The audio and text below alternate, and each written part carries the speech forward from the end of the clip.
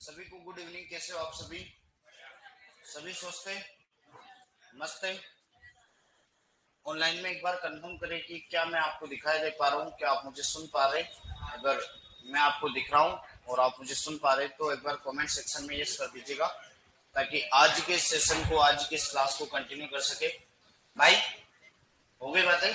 चल, लास्ट हमने जो क्रॉप पढ़ी थी उसका नाम था गेहूं। वीट कंप्लीट किया था। वीट C306 एक वेराइटी बड़ी इंपॉर्टेंट अपन ने याद करवाई थी।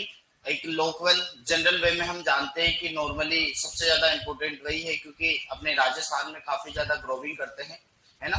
फिर अगर जनरल वे में आपसे दो चार क्वेश्चन पूछ लेता हूँ, बताओ गेहूं का वैज्ञानिक नाम क्या होता है? Triticum aestivum. आप मुझे इसके गुणसूत्रों की संख्या बता दो, बोलो कितनी? 42। अब मैं दो तीन क्वेश्चन रैंडमली पूछ रहा हूँ कहीं से भी बीच में से। एक ये बता दो मुझे, जलवायु के आधार पर कौन सी क्रॉप है ये? रबी सीजन वाली है। तो आप मुझे बता दो कि इसके कल्ले फूटते टाइम जो तापमान होता है वो कितना होगा? कितना होगा? 15 से 20। आप मुझे ये बता दो कि गेहूं जो होता है, अगर एक सिंचाई उपलब्ध है तो कौन से टाइम पे, और CRI का टाइम कौन सा होता है? 20 से 25 दिन। आप मुझे ये बता दो कि गेहूं जो होता है, तो गेहूं के अंदर हम एक जैव उर्वरक काम में लेते हैं, उसका नाम क्या है? एजिटोबैक्टर। क्या नाम है बोलो? एजिटोबैक्टर। दीमक का वैज्ञानिक नाम क्या होता है? ओडेंटोड्रोमस ओबेसन। आप मुझे ये बता दो टुंड्रू रोग किस किस से होता है? एक तो निमेटोड और जीवाणु। निमेटोड का नाम क्या है? एंगिना टेट्रिसाई। और जीवाणु का नाम क्या है? क्लेवेबैक्टर। हाँ, ये जीवाणु। चलो, जबकि आप मुझे ये बताओ कि ईयर कोकल किससे होता है? सिर्फ निमेटोड से। सिर्फ निमेटोड से, एंगिना टेट्रिसाई निमेटोड से। एक ये बताओ, करनाल बंट जिसके अंदर सड़ी हुई मछली की गंध आती है, उसका कारण क्या है? Try try methyl amine. चलो, आप मुझे बताओ कि ये किसके कारण होता है? नियोसिया इंडिका। किसने खोजा था? मित्रा ने। कहां पर खोजा था? करनाल। करनाल कहां पड़ता है? हरियाणा में, है ना। लगभग 1930 के आसपास, लगभग 1930 के आसपास इसे खोजा था। कीट हो गए मुख्य इंपोर्टेंट। दीमक बड़ा इंपोर्टेंट है, क्योंकि दीमक की आंत्र में क्या पाया जाता है? ट्राइकोनिम्फा। वह क्या करता है? सेलुलोज का पाचक। क्योंकि सेलुलोज का शत्रु किसे कहते हैं? दीमक को। किसे कहते हैं? दीमक को। और गेहूं के बारे में और फैक्ट्स आप मुझे बता दो कि द्विगुणित तथा 2n बराबर 2x बराबर 40। बताओ, दो बताए कि एक कौन कौन सी? मां नाम से, m नाम से मोनोकोकम, और a नाम से एंजिलोफस, है ना। जबकि जो चतुर्गुणित 2n बराबर 4x बराबर 28, वो बताओ कौन कौन सी है? बोलो कौन सी? डाइकोकम और ड्यूरम। टेट्रिकम लगा देना है। जबकि षटगुणित जो होती है वह कौन कौन सी है? बोलो टेट्रिकम। एक तो एस्टिवम है, टेट्रिकम वल्गेर है, और टेट्रिकम स्पेरोकोकम। ये काम 87% क्षेत्रफल पर कौन सी उगाई जाती है? टेट्रिकम एस्टिवम। मैक्सिकन बोना गेहूं। बताओ, हरित क्रांति का संबंध कौन कौन सी फसल से है? गेहूं और चावल से। 1966, 1967। भारत में पितामह कौन है? बोलो डॉक्टर MS स्वामीनाथन। विश्व में कौन है? Normal अर्नोस्ट Borlaug. बताओ, कौन सा जीन काम में लिया था? नोरिन 10। एक नोरिन 10 कौन सा जीन काम में लिया था? नोरिन 10। एक ये बताओ कि चावल के लिए बोना जीन कौन सा था? DG कौन सा था? DG। चल, है ना। तो ये कुछ बेसिक्स है, मतलब लगभग आप पढ़ के आए हैं। तो हमने परिचय वगैरह पढ़ लिया, जीवनी वगैरह पढ़ ली। उसके बाद फिर इसमें एक और पूछ लूं मैं आपसे कि ये बताओ मुझे कि वो जिगजैग संरचना को क्या कहते हैं? रेचिस। क्या कहते हैं? रेचिस। और आगे एक बिल्कुल पतली से चंटी जैसी होती है, वो क्या कहलाती है? तुस। क्या कहलाता है? तुस। लेमा प्लिया दोनों को मिलाकर क्या कहते हैं? हल। चावल में बताया था ना, लेमा और प्लिया दोनों को मिलाकर क्या कहते हैं? हल कहते हैं। तो ये अपने नॉर्मली बेसिक हो गए थे। अब जो बच्चे हैं, जैसे ज्वार है, बाजरा है और जौ है, आज कंप्लीट भी हो जाएंगे और पल्सेज पे अपन शिफ्ट भी हो जाएंगे। क्योंकि लगभग ये क्या है, सारे के सारे कैसे चले? ज्वार बाजरा मक्का जैसा चलेगा। क्योंकि ज्वार का मौसम कब होता है? खरीफ। और बाजरा का कब होता है? खरीफ के अंदर। और जो है वह रबी का है। तो जो कहीं ना कहीं गेहूं से रिलेशन है और ज्वार बाजरा का किससे चलेगा? मक्का से, क्योंकि ये भी C4 पादप है और गेहूं वाला C3 पादप। तो देखो आज मैं खोलता हूं पहले तो ज्वार। बताओ ज्वार का वैज्ञानिक नाम बताओ। सोरगम। परिवार का नाम बताओ। ग्रेमनी को क्या कहते हैं? पोएसी, या फिर इसी को कहते हैं घास फैमिली। गुणसूत्रों की संख्या बता दो। गुणसूत्रों की संख्या 20 है। उत्पत्ति का स्थान बताओ। अफ्रीका। अफ्रीका क्या है बोलो? अफ्रीका। चल, है ना। अब देखो पहले मैं कुछ एक आधी चीज बताता हूँ बड़ी इंपॉर्टेंट, पहले वो समझ लो। बेसिक चीजें तो क्या है, मैंने आपको बेसिक से पढ़ा रखी है कि देखो बड़ी अच्छी कहानी है, कहानी से कई सारे कंसेप्ट क्लियर होंगे, बड़े अच्छे ध्यान से समझना कि देखो हमारे विश्व के अंदर क्या है, एक बड़ा मतलब दुनिया का सबसे ज्यादा मतलब अपन कह सकते हैं दुनिया का सबसे बड़ा जो मरुस्थल है ना, उसे कहते हैं सहारा। क्या कहते हैं? सहारा का मरुस्थल है। और ये जो सहारा का मरुस्थल जो पड़ता है मेरे भाई, ये पड़ता है अफ्रीका में। कहाँ पड़ता है? अफ्रीका। जैसे हमें पता है कि अपना ये थार का मरुस्थल है जो कि राजस्थान में भी है, और कुछ मात्रा में पंजाब में भी है, कुछ मात्रा में गुजरात में भी है, और कुछ मात्रा में अपने सिंध प्रांत पाकिस्तान में भी है। थार पारकर ये जो जगह पड़ती है ना, थार पारकर अपनी गायों की नस्लें वगैरह, तो वो वहां पर भी मरुस्थल है, इसे थार का मरुस्थल कहते हैं। और दुनिया का सबसे बड़ा है जो कहाँ पे है? अफ्रीका। अफ्रीका के थार के मरुस्थल में क्या हो गया? तो अफ्रीका के मरुस्थल में एक पौधा हो गया जिसका नाम था क्या? ज्वार। क्या नाम था? ज्वार नाम का एक पौधा हो गया। अब ये ज्वार नाम का पौधा अफ्रीका के जंगलों में होगा। अब इसके सामने कुछ कंडीशन पैदा हुई कि एक तो आपको पता है कि सहारा का क्या है, ये मरुस्थल है। क्या है? मरुस्थल। मरुस्थल में कुछ कंडीशन होती है, जैसे एक तो पानी की कमी होगी। पानी की क्या होगी? कमी होगी। तो पानी क्या है? एक तो कम है। एक जंगली जानवर कोई से भी आ जाते हैं और एक जंगली जानवर इसे कोई भी खा सकते हैं ये। अब गलती से क्या है, एक ज्वार का पौधा वहां हो गया, दुनिया की जब उत्पत्ति चल रही थी, ओरिजिन ऑफ अर्थ चल रहा था, तब क्या है, ज्वार का पौधा अफ्रीका के सहारों के जंगल में हो गया। अब वहां पर इस पौधे के सामने दो कंडीशन पैदा हो गई कि अगर ये उगता है तो पहली तो इसको सिचुएशन पैदा होगी कि पानी नहीं मिलेगा। दूसरी भी होगा, जैसे जैसे एडजस्टमेंट कर लिया तो इसके सामने आने वाले की कोई भी जंगली जानवर आ जाएगा। क्या आ जाएगा? जंगली जान। अब इसके जीवन में क्या है, दो कठिनाई है। अब इस कठिनाई से बचने के लिए क्या किया इसने? इस कठिनाई से बचने के लिए इसने देखो एक कंडीशन अपनाई। इसकी जड़ों ने क्या किया? जड़ों के अंदर इसने फास्फोरस का अवशोषण किया। क्या किया? फास्फोरस का अवशोषण किया। क्या किया? फास्फोरस का अवशोषण किया। अब फास्फोरस जब आपने पढ़ा होगा मेरे भाई, तब आपने पढ़ा होगा कि फास्फोरस का काम RADRDAP इस नाम से। आर का मतलब होता है कि पूछे अगर रूट का फॉर्मेशन कौन सा न्यूट्रिएंट्स करता है, तो आपको बताया होगा फास्फोरस। डी से याद रख सकते हैं डीएनए, और आर करता है तो फास्फोरस एटीपी। एटीपी और एडीपी का फॉर्मेशन कौन करता है? फास्फोरस। पी का मतलब प्रोलीन या पी का मतलब फास्फोरस। पी का मतलब प्रोलीन या पी का मतलब फास्फोरस।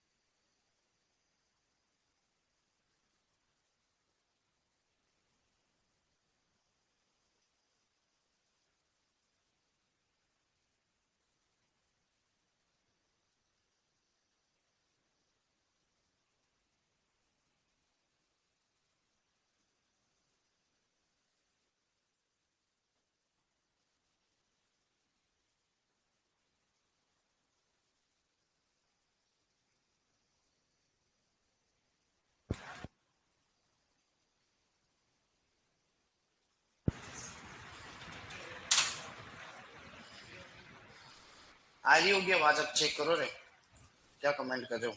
अब आ रही होगी। सेल खत्म हो गया यार दादा, मैं भी क्या करूं। कमेंट करना बंद करो और आवाज चेक करो,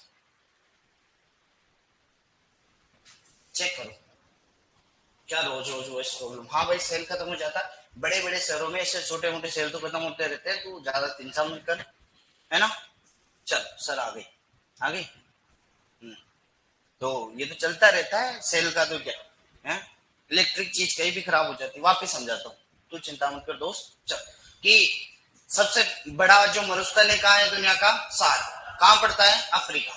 बेचारा एक पौधा होगा जिसका नाम क्या था, ज्वार। जीवन में उसकी कितनी समस्याएं, दो। एक तो पानी नहीं मिलेगा, दूसरा अगर बड़ा हो गया पानी जैसे तैसे एडजस्ट किया तो क्या हो जाएगा, उसको कोई भी जंगली जानवर आकर खा जाएगा, तो बड़ी समस्या। तो उसने क्या किया, उसने जड़ों ने उसके फास्फोरस का अवशोषण किया, कहा रेगिस्तान में से, मतलब भाई वहीं से। अब उसके काम क्या होते हैं, तो देखो इसके इस वेट वाले को तो उठाते, इसके काम क्या होते हैं, तो इसके काम आपको याद रखना है आरडीएपी। क्या याद रखना है, आरडीएपी। आर का मतलब रूट, डी का मतलब डीएनए आरएनए, और ए का मतलब एटीपी एडीपी, और पी का मतलब प्रोलीन या फास्फोरस, है ना। तभी तो इसे एटीपी, एटीपी मतलब अपनी ऊर्जा करेंसी ये होती है एडिनोसिन ट्राइफास्फेट, एडिनोसिन डाइफास्फेट। और डीएनए डीऑक्सी राइबो न्यूक्लिक अम्ल, और राइबो न्यूक्लिक अम्ल, है ना, प्रोलीन। अब देखो ये अपने फास्फोरस के काम, जब भी तो कहते हैं कि दलहनी फसलों में जड़ों में मतलब फास्फोरस डालना चाहिए, क्योंकि उसकी जड़ें फैलेगी तो राइजोबियम आएगा, राइजोबियम नाइट्रोजन का स्थिरीकरण करेगा, ऐसे तो होता है। तो इसने क्या किया, बेचारे पौधे ने जड़ों में फास्फोरस का क्या किया, अवशोषण किया। फास्फोरस को अवशोषण किया तो यहाँ पर एक विथेनिन तत्व बना, क्या बना, विथेनिन तत्व बना। इस विथेनिन ने यहाँ पर एक चीज बना दिया जिसका नाम था घुरी, क्या नाम था बोलो, घुरी। इसने यहाँ पर बना दिया घुरी।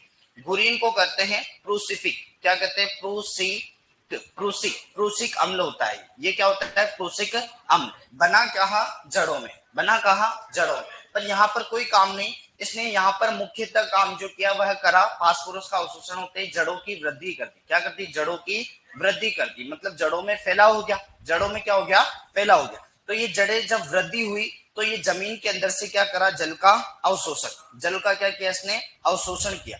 अब जल का अवशोषण किया तो इस पौधे को मतलब पानी की कमी थी, वो तो पूर्ति हो गई, तो ज्वार को अब क्या मिल गया, पानी। मतलब पहली समस्या का समाधान हो गया। जड़, जैसे खजूर है, खजूर कितने रेगिस्तान में उसे कहते हैं कि उसका सिर आग में और पैर पानी में, पैर पानी में मतलब क्योंकि जमीन के अंदर जड़ें जा रही है, तो इसकी जड़ें कहाँ चली गई, जमीन के अंदर, जड़ें फैल गई, तो जमीन के अंदर तो पानी है। हमें पता है केसिका जल अवशोषण कौन सा करता है, केसिका जल। सभी प्रकार के जलों का अवशोषण नहीं होता, है ना, गुरुत्व जल भी नहीं होता वो, और वो संतृप्त वाला भी नहीं होता, केवल और केवल केसिका जल कैपिलरी वाटर करता है ना, जो अपन कहते हैं -33 बार पर होता है, फील्ड कैपेसिटी या क्षेत्र क्षमता जिसे कहते हैं वही करता है।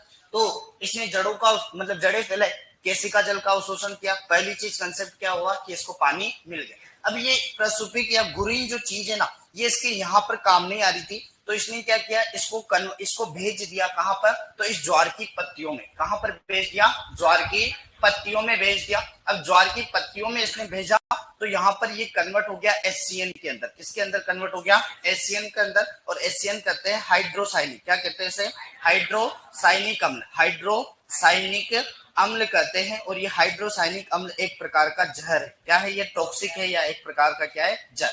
अब कोई जानवर आया, क्या आया, कोई जानवर आया, और जानवर ने आते पहले क्या खाया, ज्वार का पौधा खाया। क्या खाया, आते पहले कोई जंगली जानवर आया और आते पहले क्या खाने लगा, वो ज्वार का पौधा। और ज्वार का पौधा जैसे ही जंगली जानवर ने आकर खाया, जानवर ने, और उसकी क्या हो गई, मृत्यु।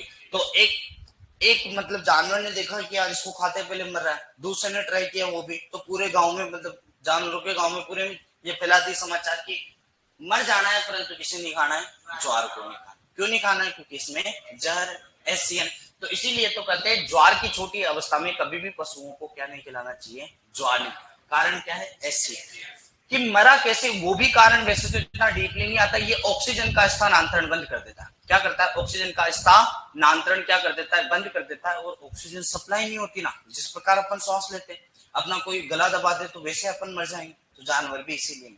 तो अगर इसका ट्रीटमेंट करना है तो ये एससीएन है ना, इसका उल्टा पुल्टा कर दो, है ना, इसे सोडियम थायोसाइनेट, सोडियम थायोसाइनेट दे देना, तब उसका इलाज हो सकता है। पर जानवरों को तो कौन दे, वो तो मतलब जंगल में तो कौन जाए, है ना। तो गलती से अगर अपने पशु खा जाए ना, तो उसे आप CN को NC कर देना, उसे कहते हैं थायोसाइनेट। क्या कहते हैं? थायोसाइनेट। तो वो उपचार।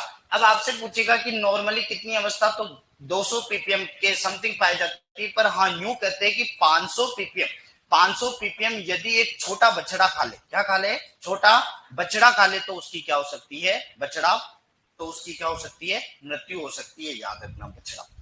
तो इतना से याद रखना कि क्रांतिक अवस्था पूछे तो कितनी बताओगे? 200 ppm। ppm का अर्थ पार्ट पर मिलियन। किसी भी चीज का 10 लाखवां भाग, 10 लाखवां भाग जो होता है ना, वह किसी भी चीज का 10⁶ को क्या करते हैं? किसी भी चीज का 10 लाखवां भाग। मतलब एक के पीछे 6 जीरो लगा दो। एक के पीछे कितने जीरो? 6 जीरो लगा दो। तो ये कुछ बेसिक अब चालू करेंगे अपने ज्वार को। ठीक है, ये बेसिक देखो आधे कंसेप्ट क्लियर कर देंगे, और ये चीजें तो आपको आती है, मैं बुला भी देता हूँ, एक बार मैं बोल देता हूँ, फिर भी आती है ऐसा मैं मानता हूँ, क्योंकि ये अपन ने लिख रखी है। चलो, ज्वार का वैज्ञानिक नाम क्या होता है? सोरगम बाइकोलर। क्या होता है बोलो? सोरगम बाइकोलर। दिख रहा है आपको? चलो, सोरगम बाइकोलर। अगर मैं बात करूं कि कुल क्या है, तो कुल ग्रेमिनी, पोएसी या घास परिवार सभी का होता है। गेहूं, जौ, जई, ज्वार, मक्का, बाजरा, गन्ना, धान सभी का होता है। नेक्स्ट बात करें उत्पत्ति स्थान। अभी कंसेप्ट क्लियर हो गया, सहारा के जंगल अफ्रीका में पहली बार ज्वार का पौधा हुआ था। बात करें गुणसूत्र संख्या, मक्का और ज्वार के 20, मक्का और ज्वार के 20, चावल के 24, गेहूं के 42, गेहूं के 42, है ना। जौ के 14, जई के कितने होते हैं बोलो? 42। जौ के कितने? 14। चल, अब देखो अंकुरण। अंकुरण सभी ग्रेमिनी परिवार का हाइपोजिया, मतलब जमीन में डालोगे तो ऊपर वह नहीं आएगा, जमीन के अंदर ही रह जाएगा। ऊपर आता है तो एपीजियल, ऊपर नहीं आता है तो हाइपोजियल। बात करें तना, तो ग्रेमिनी परिवार का तना कल्म कहलाता है। क्या कहलाता है? कल्म कहलाता है। अगर एक चीज और मैं पूछूं कि ग्रेमिनी परिवार में पुंकेसर की संख्या 3 होती है, चावल में 6 और 6 याद रखा था। बात करें फल प्रकार कौन सा? कैरियोप्सिस। फल प्रकार कौन सा? कैरियोप्सिस। पुष्प क्रम का नाम याद करना है तो ओपन पेनिकल, ओपन पेनिकल। चावल का भी होता है क्या? ओपन पेनिकल के समतुल्य। फिर देखो परागण क्या होता है? बहुधा पर परागण। C3 पादपों के अंदर ग्रेमिनी के C3 में स्वपरागण, C4 में पर परागण, ज्वार में बहुधा पर परागण। यही कंसेप्ट बताया था, वहीं पे क्लियर हो गया। वसा की मात्रा लगभग 1.5 से 2 है, कुछ किताबें कहती हैं कि 3 है, अपने 1.5 से 2 लिख रखी है, क्योंकि ज्यादातर मोस्ट ऑफ यही चीजें कहती है, पर लगभग ऑन एवरेज अपन मान सकते हैं कि 3 के आसपास। 3 के आसपास, 3 के आसपास। 1.5 से 2 ऑप्शन आए तो वो भी बेस्ट ऑप्शन रहेगा, ऐसी कोई दिक्कत नहीं। 3 आए तो 3 भी बेस्ट ऑप्शन रहेगा, पर 1.5 से 2 मुख्यतः पाई जाती है, और कभी मान ले तो कितनी मानोगे? 3। वसा की मात्रा कितनी है? 3। चल, फिर देखो आगे चलते। आगे प्रोटीन की मात्रा पूछेगा तो कितनी है? 10 से 11। प्रोटीन की मात्रा कितनी? 10 से 11। और परीक्षण भार क्या कहते हैं कि 1000 दानों का वजन क्या कहलाता है? परीक्षण भार, जिसे कहा जाता है टेस्ट वेट। क्या कहा जाता है? टेस्ट वेट, है ना। जबकि 100 दानों का भार क्या कहलाता है? Seed index. क्या कहलाता है? Seed index. सीड इंडेक्स मोटे वाले बीजों का निकाला जाता है, जबकि टेस्ट वेट छोटे वाले दानों का निकाला जाता है, याद रखना। तो परीक्षण भार कितना है? 20 से 25 ग्राम। कितना है? 20 से 25 ग्राम। अब देखो कुछ किताबों में कितना लिखा हुआ है? 25 से 30 ग्राम। तो याद रख लेना कि नॉर्मली तो 20 से 25 ग्राम जाता है, पर कभी कभी एग्जाम में क्या देखा गया? 25 से 30 ग्राम। तो ऑप्शन नंबर आप 25 से 30 ग्राम भी क्या कर सकते हैं? यू विल चूज, मतलब आप सिलेक्ट कर सकते हैं। नेक्स्ट चले। अब देखो ज्वार में एक बड़ा इंपॉर्टेंट कैरेक्टर है, अपन ने कहा था 3 अमीनो अम्ल होते हैं, LMT। क्या कहते हैं? LMT। L का मतलब लाइसिन, M का मतलब मेथियोनिन, T का मतलब ट्रिप्टोफैन। लाइसिन की कमी होती है किसके अंदर बोलो? LOC। O का मतलब ऑयल सीड क्रॉप, C का मतलब सीरियस। तो लाइसिन की कमी तो यहाँ पर भी है, गेहूं में भी कमी है। गेहूं, जौ, जई, मक्का, ज्वार, बाजरा, ग्रेमिनी परिवार के अंदर पूरी क्या है? लाइसिन की कमी। पर इंपोर्टेंट, लाइसिन और ल्यूसिन दोनों अलग अलग अमीनो अम्ल है। लाइसिन और ल्यूसिन अलग अलग अमीनो अम्ल है, तो कंफ्यूज मत हो जाना कि हाँ ज्वार में लाइसिन की कमी होती है, जो शुरू में कहते हुए आए, सही बात है, परंतु ल्यूसिन की अधिकता होती है। क्या होती है? ल्यूसिन की। तो देखो ज्वार में देखो लाइसिन की तो कमी होती है जो होती है, परंतु ल्यूसिन की क्या होती है बोलो? अधिकता। तो लाइसिन तो अपने को शुरू से याद है, पर इससे मिलता जुलता शब्द कंफ्यूजिंग के लिए क्या है, ल्यूसीन। ल्यूसीन क्या करता है एक्चुअल में, तो आपने पढ़ा होगा विटामिन बी को थायमिन कहते हैं, विटामिन बी2 राइबोफ्लेविन है, और विटामिन बी3 कोई बता सकता है नाइसिन या नियासिन। विटामिन बी3 क्या है, नाइसिन या niacin. Vitamin B5 pantothenic acid है, और विटामिन बी6 कौन सा होता है, पायरिडॉक्सिन है, और विटामिन बी7 क्या है बताओ, बायोटीन। बी9 फोलिक एसिड, और बी12 कोबालेमिन या साइलिन कोबालेमिन।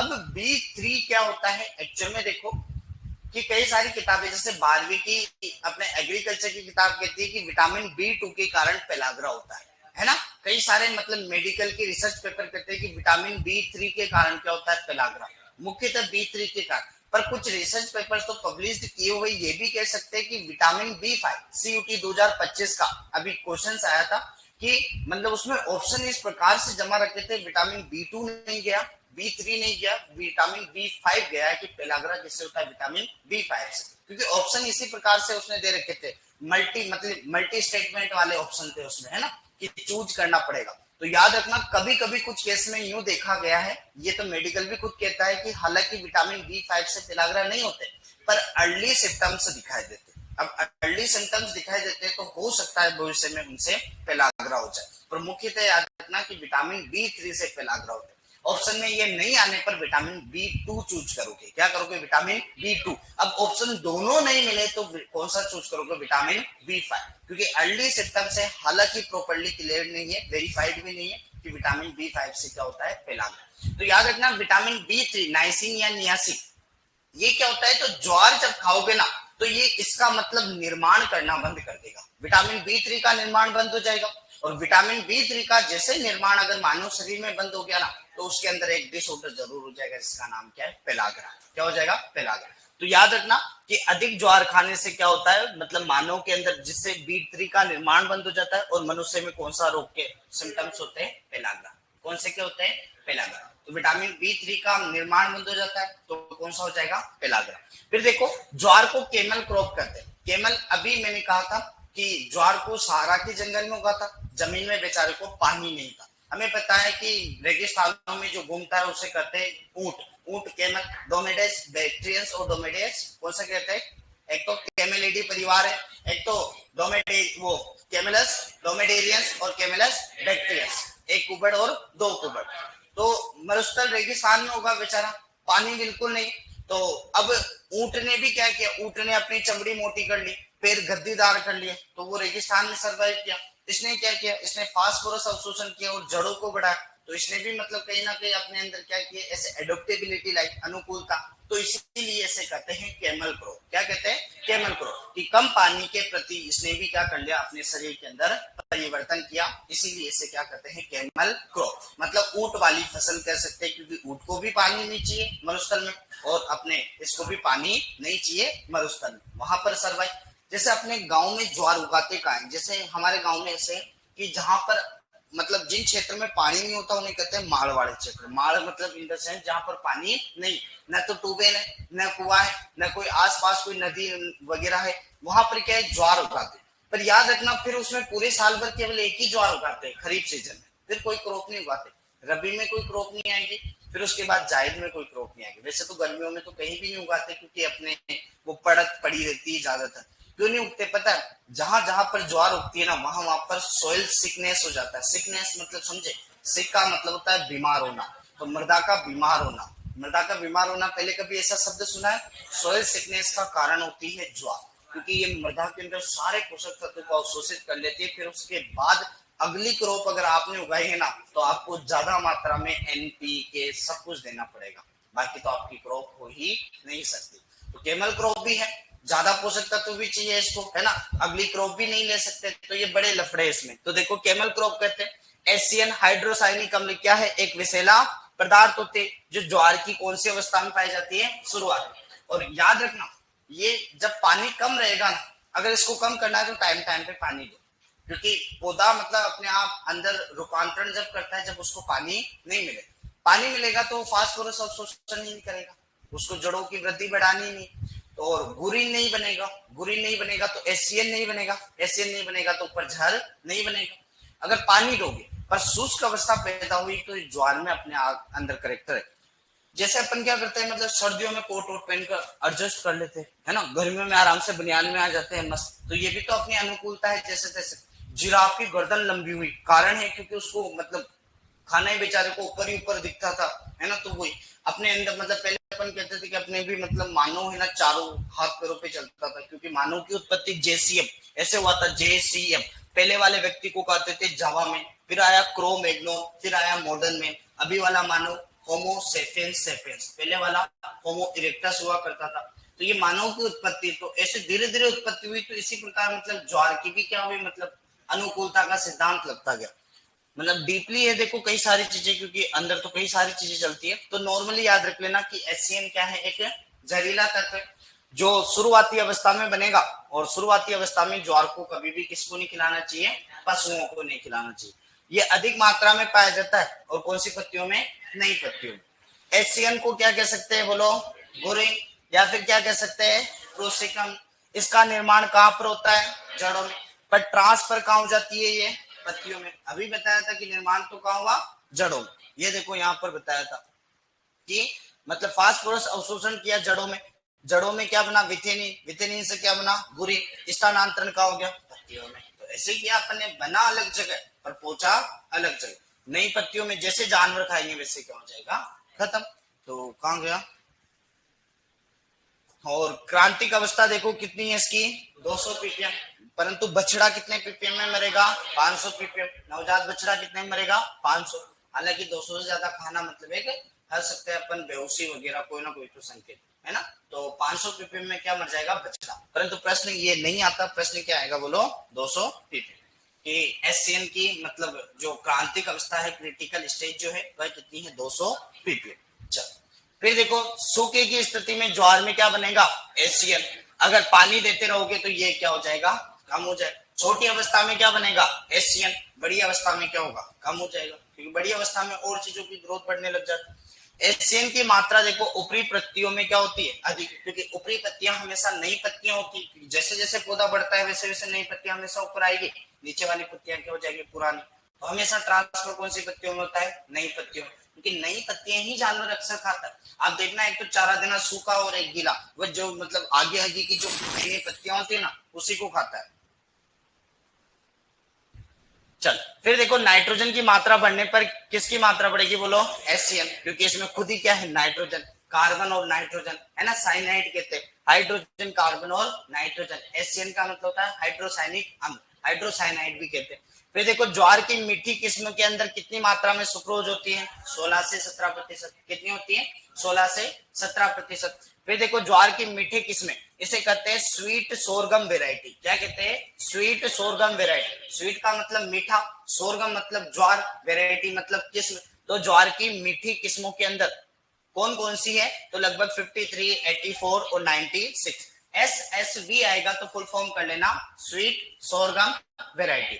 स्वीट सोरगम वेराइटी अपने आप पता चल जाएगा किसकी है बोलो, ज्वार की। कितनी मात्रा में बताओ, सुक्रोज 16 से 17। कितनी है, 16 से 17। फिर देखो जलवायु मृदा, अब सारी चीजें ना अलग चलेगी, मतलब मिलती जुलती चलेगी मक्का जैसे। अब देखो आधी चीजें मक्का जैसे चलेगी, सिर्फ तापमान को छोड़कर। उसमें तापमान अपवाद थे, बताया था ना स्टार मार्क, उसमें तापमान अपवाद थे। पर इसमें खरीफ रबी वाले देखो वही। अगर मैं कहूंगा कि बताओ जलवायु के आधार पर पौधा कौन सा है बोलो, C4। SDP का मतलब क्या होता है, शॉर्ट डे प्लांट। बता रखा है क्या, बता रखा है आपको, शॉर्ट डे और लॉन्ग डे। कि मैंने कहा था SDP मतलब शॉर्ट डे प्लांट, LDP मतलब लॉन्ग डे प्लांट। इसमें कौन से पौधे आते हैं बोलो, खरीफ वाले। इसमें कौन से आते हैं बोलो, रबी वाले। कौन से आते हैं बोलो, रबी वाले। और DNP आपको बता रखा है, क्या बता रखा है, मास्टर ब्लास्टर, सचिन तेंदुलकर क्या है, क्रिकेटर। M का मतलब मक्का, B का मतलब बंक गेहूं, S का मतलब क्या है, सूरजमुखी, टी का मतलब तिल, क का मतलब कपास। ये सारे मुख्यतः प्रश्न किसमें से आएगा, DNP में से, पहले बता रखा है। चल तो देखो SDP है, खरीफ ऋतु का पौधा है। खरीफ ऋतु की अपने बुआई का समय अपन जानते हैं, बरसात वाला। बरसात कब आती है, जून जुलाई। जून जुलाई में नहीं आए तो जुलाई अगस्त में कर दो, क्योंकि हो सकता है बरसात लेट है। अभी तो उदयपुर में तो वैसे ही बारिश तो कल दिखी, पूरे 4 महीने में कितने कल दिखी लास्ट बार, वो भी क्या थोड़ी देर की दिखी। फिर देखो बीज दर, संकुल और संकर, है ना। इसको ये देखो बीज दर पूछेगा तो कितनी है, 12 से 15, या फिर नॉर्मली कितनी मिल जाएगी, 15 से 20। जेट वाले में कितना, 15 से 20। नॉर्मली आईसीआरसी यूटी में कितनी, 12 से 15। चल फिर देखो देसी किस्म की उपज लगभग कितनी, 10 से 15 बोरी। क्विंटल का मतलब समझ गए, क्विंटल मतलब 100 किलोग्राम, टन मतलब 1000 किलोग्राम, क्विंटल मतलब 100 किलोग्राम। एक बोरी में भी कितने, 100 किलो, एक बोरी में भी 100 किलो, तो लगभग कितनी बोरी मिलेगी बोलो, 10 से 15। उन्नत किस्में है तो कितनी, 30 से 35। उन्नत किस्मों में ज्यादा मिल जाएगा और चारा ज्यादा मिल जाएगा, 300 से 400 क्विंटल। मुख्यतः नॉर्मली मत याद रखना, क्योंकि देखो एक कंसेप्ट बताता हूँ, उपज कभी नहीं पूछता, अभी तक के एग्जाम में कभी भी पीवाईक्यू सॉल्यूशन करेंगे तो उपज नहीं पूछे। उपज का क्या कंसेप्ट है कि एक तो क्षेत्र के अनुसार, मिट्टी के अनुसार, जलवायु के अनुसार और खाद्य उर्वरक प्रबंधन या पूरी क्रॉप के मैनेजमेंट के अनुसार उपज कभी भी बदल सकती है। उपज कभी भी किसी भी किसान के सेम नहीं आएगी, ये फिक्स है हमेशा। तो उपज क्या है कि बेसिक उपज मतलब उन्होंने एवरेज ऑब्जर्वेशन से दे रखी है, बाकी उपज कभी भी एक जैसी नहीं आती, ये ध्यान रखिएगा। तो उपज के प्रश्न आज तक परीक्षाओं में ज्यादातर देखने को नहीं मिलते, तो इतना सा ज्यादा माथा उपज के अंदर मत करना, ये अभी तक का फैक्ट है। क्योंकि हर किताबों में आप यूपी की किताब पढ़ोगे तो वहाँ उपज अलग मिल जाएगी, राजस्थान की पढ़ोगे आरबीएससी तो अलग पड़ जाए, बिहार की पढ़ोगे तो वहाँ अलग मिल जाएगी, क्योंकि सभी जगह अलग अलग है, सभी जगह क्या है, अलग अलग। जैव उर्वरक याद रखना, एजोस्पाइरल, क्या है बोलो, एजोस्पाइरल, है ना। और खरपतवार का प्रबंधन देखो, प्री इमरजेंसी में क्या डालोगे, एट्राजिन। अपने ज्वार में भी तो पढ़ा था एट्राजिन और सीमाजी, नहीं पढ़ा था क्या, एट्राजिन और सीमाजी, और यहाँ पर क्या है, एट्राजिन। भाई सीप और पादपों के लिए एक जैसा डालते। फिर देखो ज्वार की किस्में याद करनी है ना, तो ज्यादा माछा पच्ची नहीं करना। देखो दो तीन चीजें आएगी, सी एस एच। सी का मतलब होता है कोऑर्डिनेट, क्या आता है, कोऑर्डिनेट। एस का मतलब है सोरगम और एच का मतलब है हाइब्रिड। तो आप लिख लेना, सी का मतलब क्या होता है, सी का मतलब होता है कोऑर्डिनेट। कोऑर्डिनेट का मतलब होता है समन्वय, है ना। एस का मतलब क्या है बोलो, सोरगम, क्या है बोलो, सोरगम। और एच का मतलब क्या है बोलो, हाइब्रिड, क्या है बोलो, हाइब्रिड। तो याद रखना, कोऑर्डिनेट, सोरगम, हाइब्रिड। इस नाम से चलेगी तब भी क्या होगा, तो इस नाम से चलेगी तब भी क्या होगा बोलो, तो ये भी सोरगम की होगी, क्योंकि नाम में क्या आ रहा है, सोरगम। स्वीट सोरगम वेराइटी वो मीठी मक्का की थी। और M35A ये रबी वाली मक्का की। रबी वाली मक्का कम लेते हैं, परंतु याद रखिएगा रबी वाली ज्वार कम लेते हैं, रबी वाली क्या लेते हैं, मक्का। रबी वाली मक्का का तो मैंने अलग ही कंसेप्ट बता रखा है कि भारत में तो बिहार में, जबकि राजस्थान में डूंगरपुर और बांसवाड़ा, प्रतापगढ़, ये वाला जो बेल्ट है ना काफी ज्यादा है ना, इसमें पौधों की संख्या बढ़ा देते हैं, है ना। तो याद रखना रबी वाली ज्वार कम लेते हैं, पर कभी कभी ले तो कौन सी किस्म है, M35 1। फिर देखो CSH, सी का मतलब क्या है बोलो, कोऑर्डिनेट। एस का मतलब क्या है, सोरगम। एच का मतलब क्या है, हाइब्रिड, संकर। अब ये 9 12 CSV, सी का मतलब होता है कोऑर्डिनेट, क्या होता है, कोऑर्डिनेट। और एस का मतलब क्या है, सोरगम। एस का मतलब क्या है, सोरगम। और वी का मतलब होता है वेराइटी, क्या नाम है, वेराइटी, याद रखना। तो कोऑर्डिनेट, सोरगम, वेराइटी। तो CSV या CSH ये 13 17 है, नॉर्मली याद हो जाएगी क्योंकि एक जैसे सीरीज चलती है। एस का मतलब सोरगम। चारे के लिए प्रथम जो किस्में हैं वह है CSH 106। फिर देखो चारे वाली ये बड़ी इंपॉर्टेंट याद रखना एग्जाम के पॉइंट ऑफ व्यू से, क्योंकि यही पूछी गई है कि चारे वाली कौन सी है। तो MP चरी, राजस्थान चरी, 1 2 3 4 ऐसे हैं, कई सारी है। राज चरी भी आ सकता है, राजस्थान चरी भी आ सकता है, 1 2 3 4। राजस्थान चरी 1, राजस्थान चरी 2, राजस्थान चरी 3, राजस्थान चरी 4, ऐसे याद रखना। MP चरी या राज चरी 1 2 3 4 ये चारे वाली क्या है, ज्वार की किस्म। फिर याद रखना बहु कटाई मल्टीपल कटाई वाली किस्में हैं, एक तो मीठी सुडा। मीठी सुडान याद रखना, चारे वाली मीठी किस्में, चारे मीठे चारे की किस्में, किसकी है, मीठे चारे की किस्में। एक SSG, क्या है, SSG, है ना, ये 59 3 है। और मीठी किस्मों में देखो वही वो sweet sorghum variety, sweet sorghum variety. S का मतलब स्वीट, एस का मतलब सोरगम, वी का मतलब वेराइटी। 53 84 और 96। रोग की बात करें तो देखो ग्रेन स्मट, ग्रेन का मतलब होता है दाना, स्मट मतलब होता है कंडवा रोग, स्मट का मतलब होता है कंडवा रोग। देखो एक्चुअल में मैं आपको 4 चीजें बता रहा हूँ, वापिस से देखो एक बार लक्षण, वो चीजें आपको याद है, बस उसके लक्षण बता रहा हूँ ताकि बार बार नहीं बताऊं। एक तो होता है स्मट, एक होता है रोली, एक होता है पाउडरी मिल्ड्यू, एक होता है डाउनी मिल्ड्यू। सभी के मैं फोटो दिखा रहा हूँ, एक जैसे दिखेंगे, एक जैसे। स्मट क्या होता है? पुष्पक्रम होता है ना, क्या होता है? पुष्पक्रम। माना कि कोई सा भी इसका पुष्पक्रम हो गया, ये पुष्पक्रम है कोई सा। अब इसमें कुछ नहीं होगा, इसमें काला काला मतलब दानों की जगह क्या बन जाएगा? काले काले रंग का पाउडर। देखो मैं सभी के फोटो दिखा रहा हूं क्योंकि एक जैसे हैं सभी के, है ना। Smut, smut disease of sorghum का देख लेते हैं। सोरगम गलत लिखा है, चलो आ जाएगा। फोटो बता दे रहे, फोटो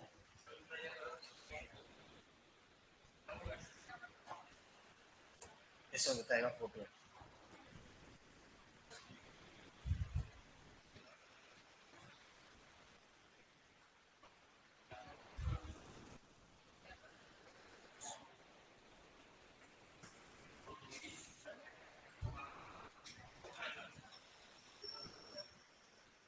इमेज देखो क्या होगा, ये इसका पुष्पक्रम है। पुष्पक्रम का नाम क्या है? Open panicle. दानों की जगह क्या बन जाएगा? काले रंग का पाउडर। क्या बन जाएगा? काले रंग का पाउडर। अब दाने बनने चाहिए थे सफेद रंग के, सफेद सफेद रंग की आती है अपनी ज्वार, क्या बन गया? काले रंग का पाउडर। रोली में देखो, रोली में क्या होता है? सभी के, चाहे वो गेहूं का दाना होगा तो गेहूं का रस्ट, है ना। मतलब इसमट में कोई सा भी दाना हो, जैसे गेहूं का दाना होगा काले रंग का, क्या बन जाएगा? पाउडर। चाहे ज्वार का हो, कैसे बन जाएगा? काले रंग का पाउडर। पुष्पक्रम में मक्का का होगा तब भी काले रंग का पाउडर। रोली के अंदर क्या होगी कि पत्तियां जो है ना, पत्तियां, पत्तियां पे रोली, रोली नहीं कहते कि अपन जैसे वो तिलक लगाने की रोली होती है ना, उसका कलर होता है ना, मतलब हल्का सा अपन गेरुआ कह सकते हैं, रोली रोली, है ना, वही वाली। तो ये पत्तियों पे देखो एक गेरुए रंग की, मतलब उस प्रकार की क्या हो जाते हैं? छोटे छोटे सिम्टम्स। ये किसी में भी देखो, तो अगर इस प्रकार की पत्तियां अगर आपको दिखाई दे इस रंग की, तो आप क्या कहोगे? बोलो रोली रोली। क्या कहोगे? रोली रोली। पर सफेद रंग का पाउडर दिखाई दे तो उसे कहोगे पाउडरी मिल्ड्यू। सफेद रंग का पाउडर दिखाई दे तो उसे क्या कहोगे? बोलो पाउडरी मिल्ड्यू या फिर छाछा रोग। क्या कहोगे? पाउडरी मिल्ड्यू या फिर छाछा।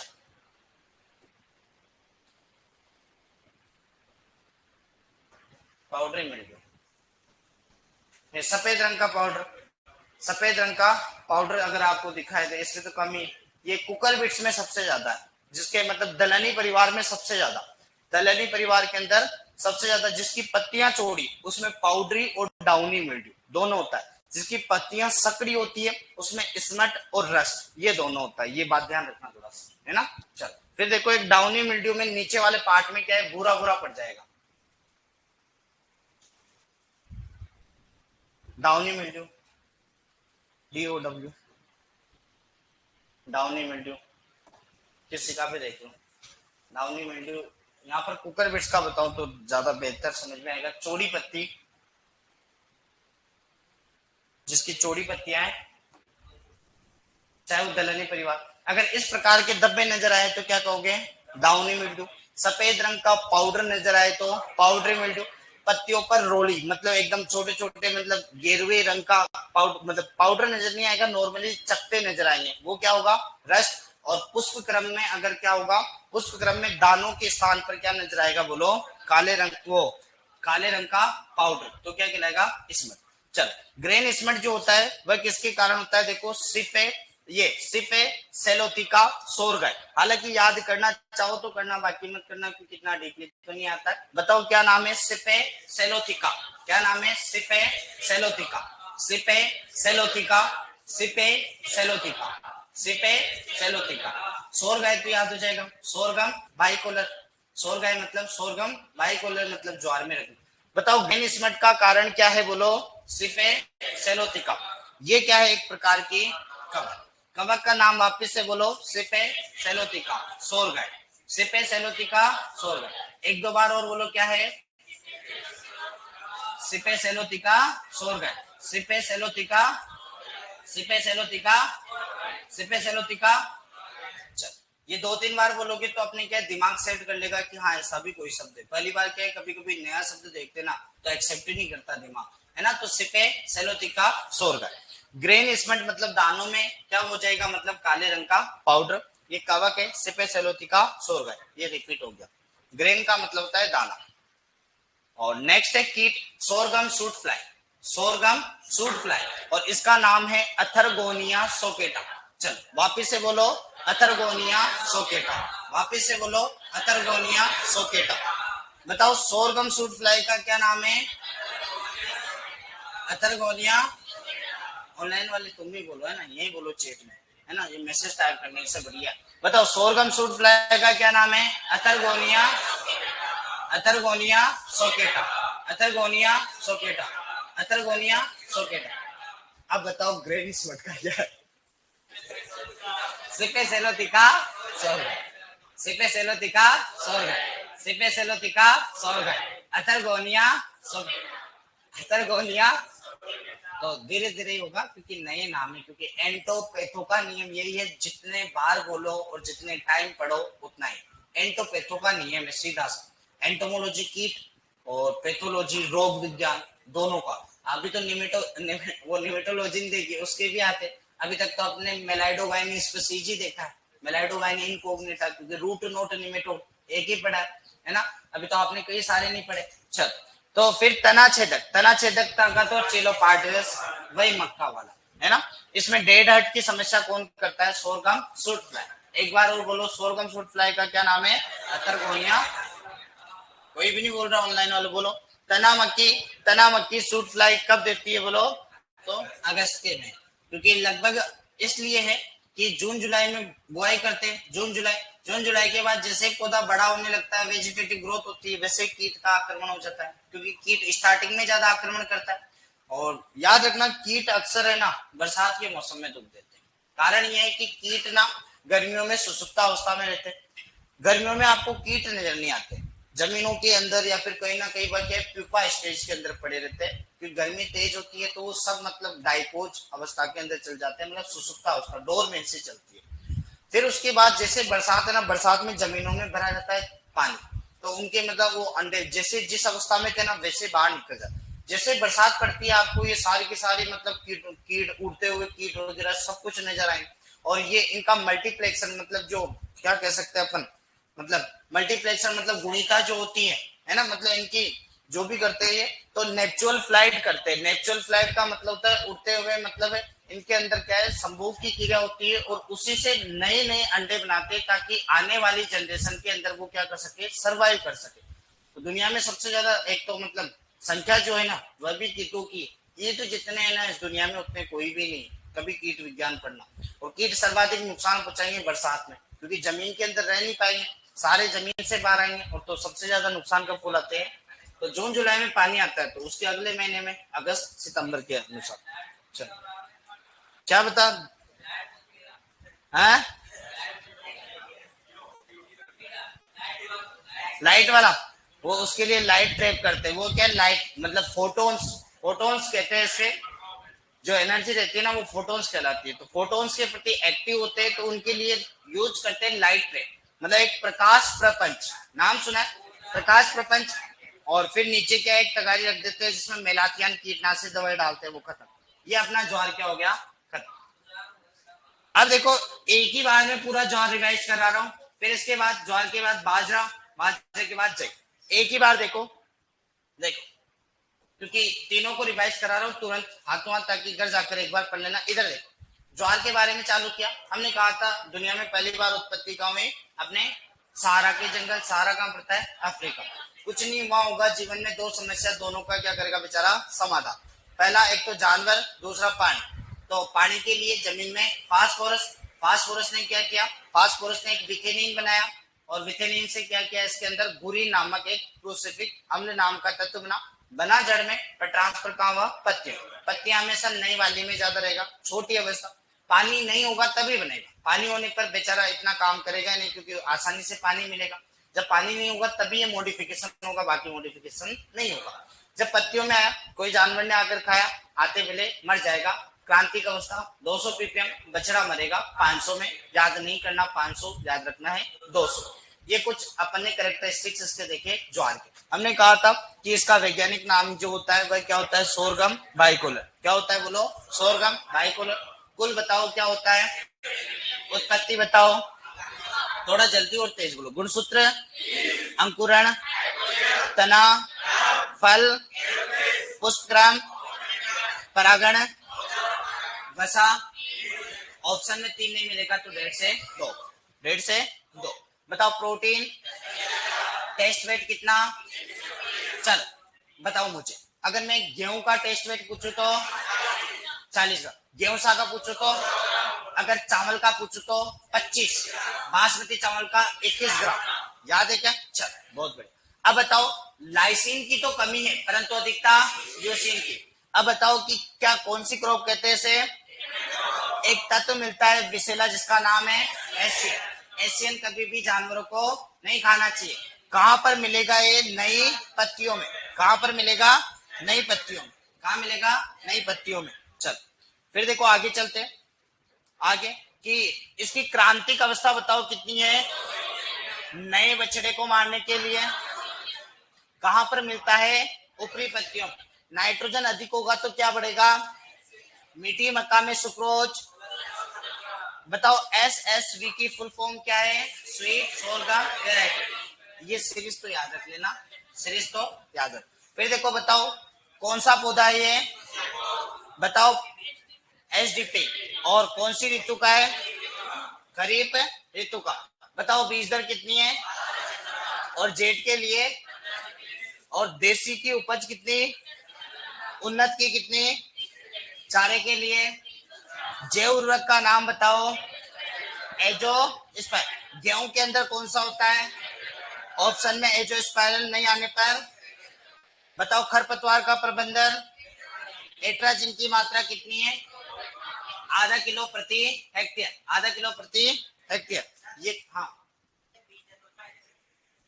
राजस्थान के एग्रीकल्चर सुपरवाइजर, राजस्थान का exam agriculture supervisor. Agriculture supervisor मतलब RBSc की किताब, RBSc की किताब मतलब 15 से 20। समझ में आ गई रास्ता। अगर आप कोई सा भी मतलब AFO का एग्जाम दे रहे हो, माना कि कोई सा भी सेंट्रल गवर्नमेंट का दे रहे हो तो 12 से 15। चलो फिर देखो नेक्स्ट, प्रथम संकर किस्म कौन सी है, CS है। C का मतलब कोऑर्डिनेट, S का मतलब, H का मतलब, कब डेवलप हुई थी, 1964। बताओ रबी के लिए कौन सी किस्म है, M35 एक। CSH की फुल फॉर्म क्या होती है, और CSH की फुल फॉर्म क्या है, चल ये याद है। चारे वाली कौन सी है बोलो, राजस्थान के लिए, बहु कटाई के लिए, या फिर SSG 59 वो 59-3। मिट्टी किस्म के लिए SSB 53 84, और एक कौन सी 96।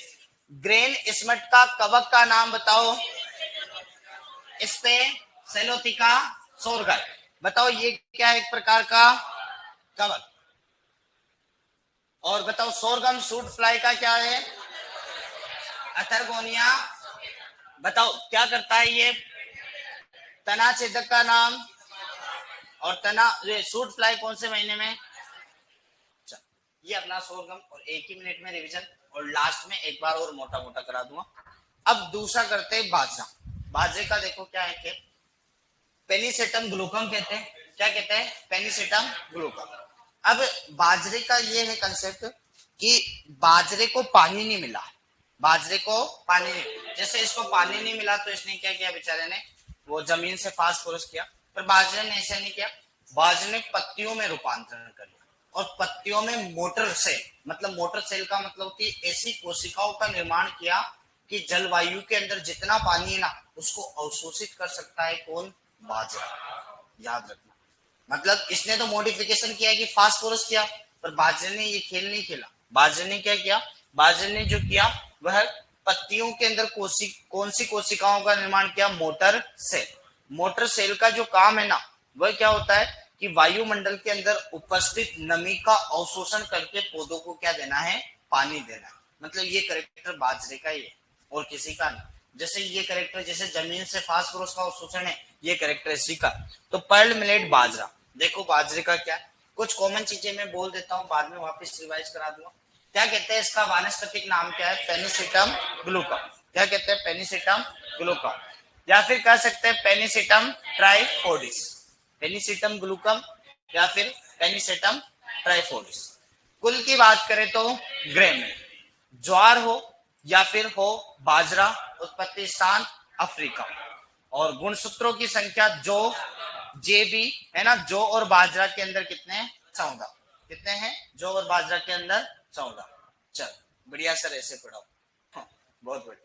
अंकुरण बताओ, हाइपोजिया, अंकुरण क्या है, हाइपोजिया, क्योंकि जमीन से ऊपर बीज नहीं आएगा, जमीन से ऊपर आता है तो इपीजियल, ग्रेमनी परिवार में हाइपोजिया। बताओ पुष्प क्रम कौन सा, cylindrical spike, cylindrical spike, cylindrical spike. परागण कौन सा, पर परागण, प्रोटो एंड्री मक्का में, प्रोटोगाइनी बाजरा में, प्रोटो एंड्री मक्का में, प्रोटोगाइनी बाजरा। प्रोटो मतलब पहले, गायनी मतलब मादा भाग, प्रोटो मतलब पहले, गायनी मतलब मादा भाग। मादा भाग का नर भाग से पहले परिपक्व, सही बात है, मादा भाग का नर भाग से पहले परिपक्व। अब मादा पहले परिपक्व होगी तो वो नर का इंतजार करेगी क्या, नहीं, नर भले से पड़ा रहे पर मादा चली जाएगी, तो उसमें क्या होगा, पर पराग। हालांकि मादा फूल कभी भी नहीं जाता, नर फूल ही क्या होता है, दूसरी जगह जाता है, क्योंकि भटकता नर ही है, मादा नहीं। चल अरे तुम्हारी बात नहीं कर रहा भाई, तुम अलग हो, ये अलग है। फल का प्रकार कौन सा है, कैरियोप्सिस, ग्रेमनी परिवार का क्या, कैरियोप्सिस। फल प्रकार कौन सा, कैरियोप्सिस। बात करें तना, तना क्या कहता है, कल, ग्रेमनी परिवार का तना कल्म कहलाता है। प्रोटीन की मात्रा कितनी है, 11 से 12 मिलती है, वैसे तो 11 से 12, पर एग्जैक्ट 11 से 12 दोनों जोड़ोगे और 2 का भाग दोगे तो 11.5 आएगा, क्योंकि 11 और 12 के बीच में कितने पड़ते हैं, 11.5, तो 11.5। वसा की मात्रा 5%। सर्वाधिक वसा ग्रेमनी परिवार में बाजरा, सर्वाधिक वसा ग्रेमनी परिवार में बाजरा। सर्वाधिक खनिज पदार्थ की मात्रा भी बाजरा।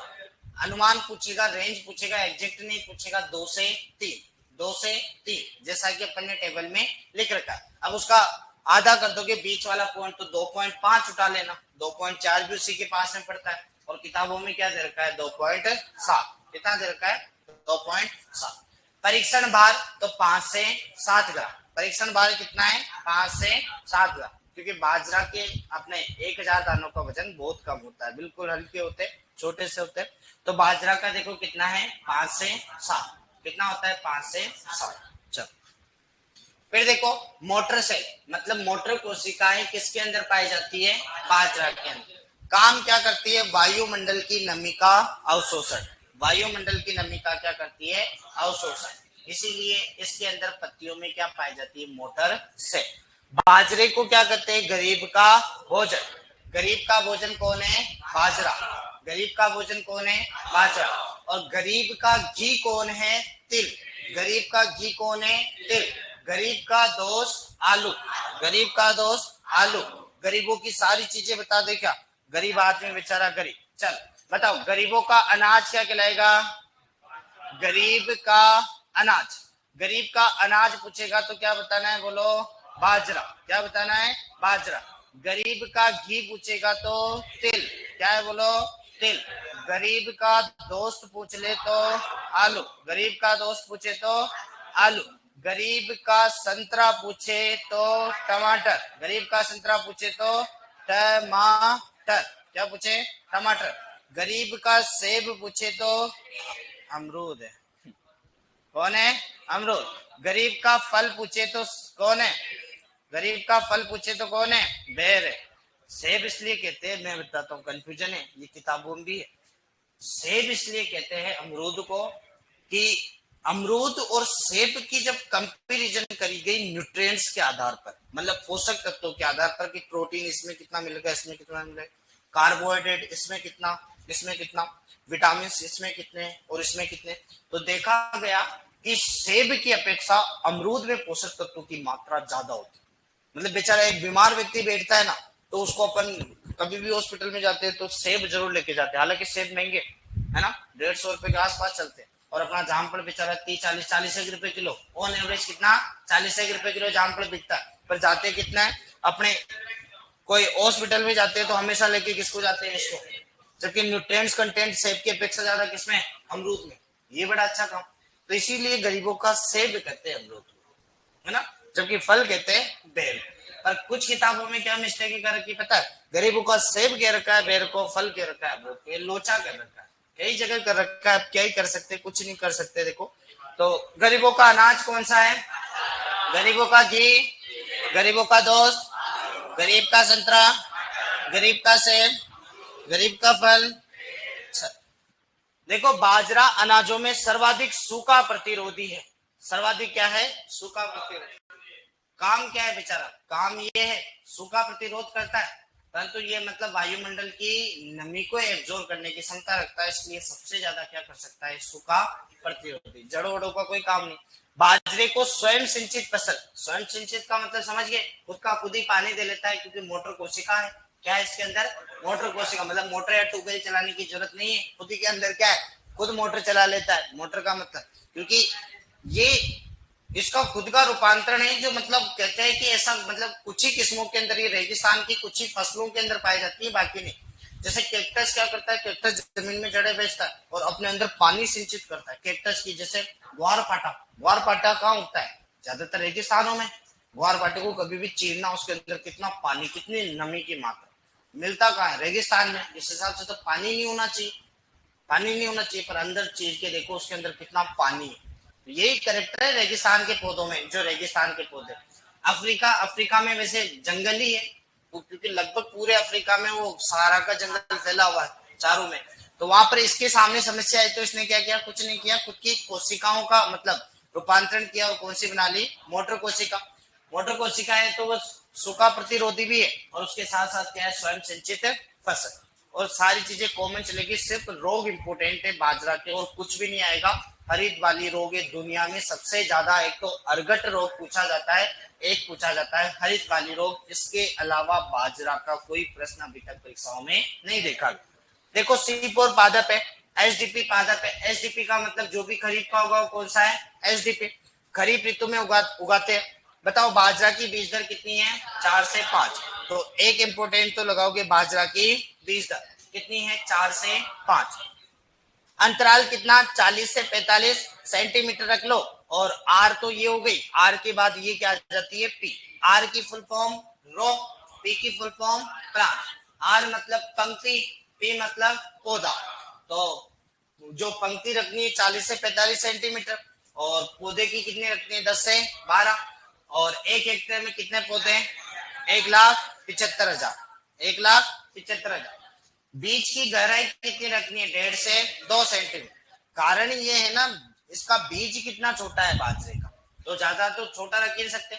जबकि अपने गेहूं की कितनी रखते हैं, लगभग 4-5 सेंटीमीटर। कितने रखते हैं, 4-5 सेंटीमीटर।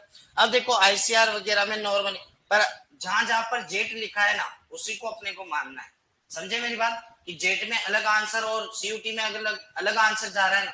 तो अभी अगर आप एग्रीकल्चर सुपरवाइजर की तैयारी कर रहे हैं, तो जहां पर जेट लिखा हुआ ना, वो तुम्हें मानना है, अगर एक ही याद होगा। क्यों, क्योंकि कारण ये है कि जेट का मतलब है कि अपनी आरबीएससी की किताब, Rajasthan board of secondary education की किताब, और अपनी 12वीं की और 11वीं की जो किताब है ना आरबीएससी, उसके आधार पर ये माना। क्योंकि अपन पेपर देंगे किसका, अपने एग्रीकल्चर सुपरवाइजर।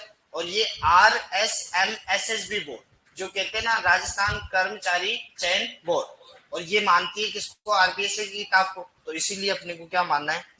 पर रेफरेंस बुकों में क्या दे रखा है, 2 से 3। यो मत कहना कि अपने आईसीआर की भी कोई एनसीईआरटी चलती है। अपने दुर्भाग्य है कि हमारे एग्रीकल्चर में कोई एनसीईआरटी नहीं, याद रखना एनसीईआरटी नहीं है।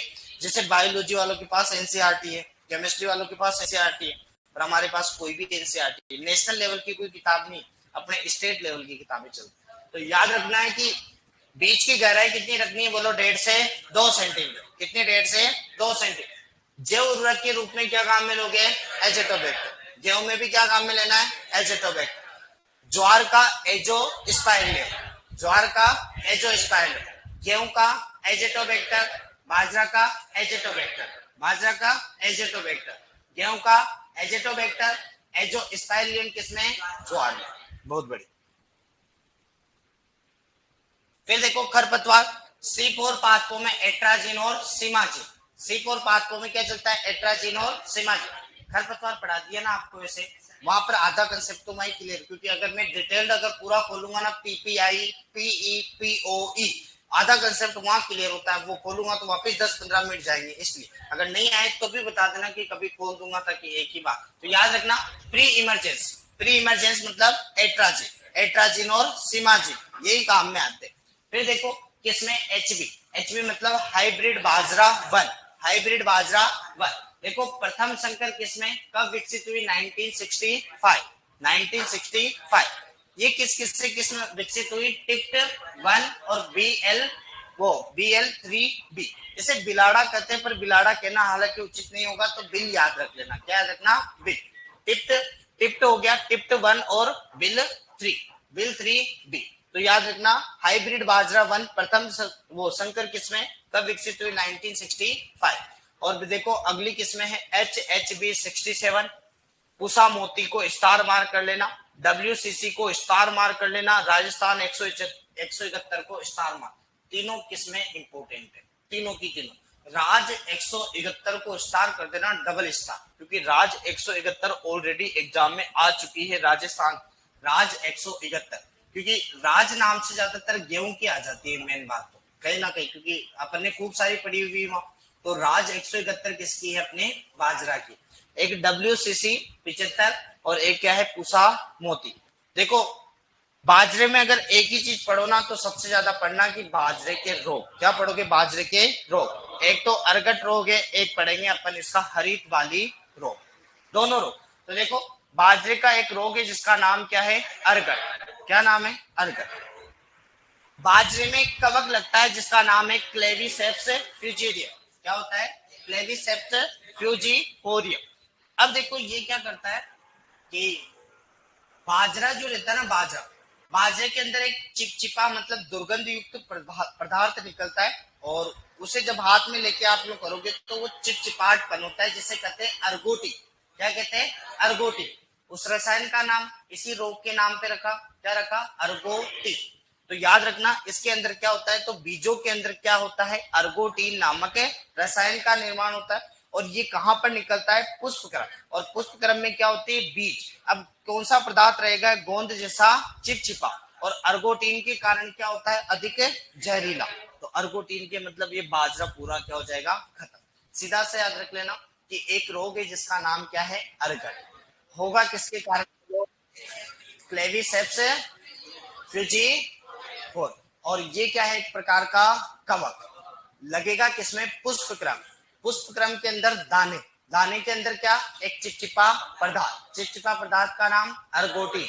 अर्गोटीन क्या अच्छा है, क्या नहीं, कैसा है, जहरीला। कैसा है, जहरीला। तो उपचार करोगे इसका, बीजोपचार 15 से 20% क्या करोगे, नमक के घोल।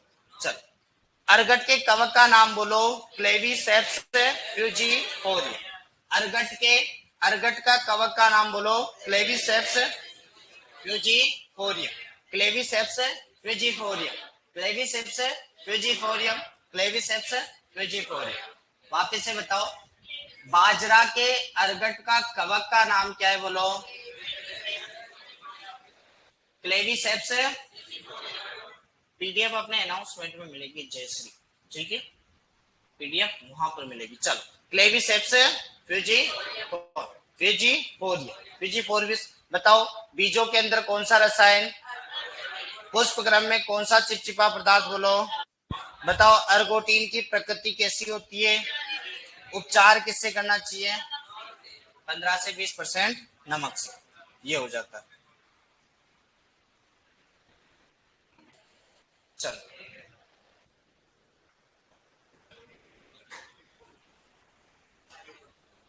सर अभी तक नहीं मिला है पीडीएफ, पीडीएफ अभी मैं जाके लास्ट जब अपनी रहेगी तब एक बार मुझे आप क्या नाम है, हरित वाली भी करवा रहे हैं, पर मिनट के बाद बाढ़ ला। बाढ़ ले।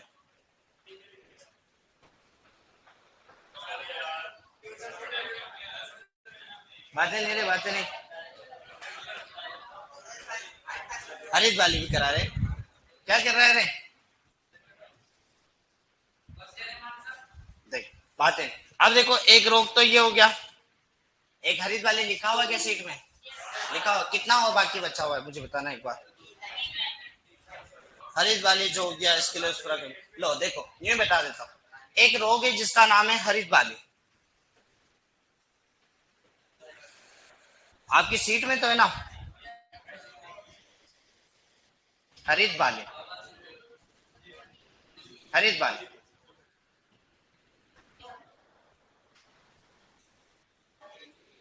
एक मिनट रुको,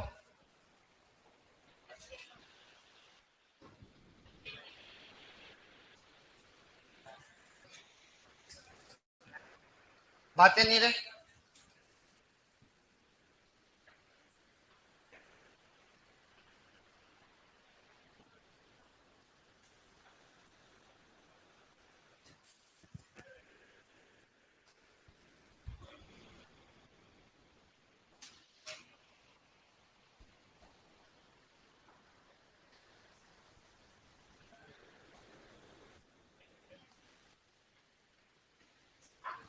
बताओ खोजा किसने था? हम्म। हाँ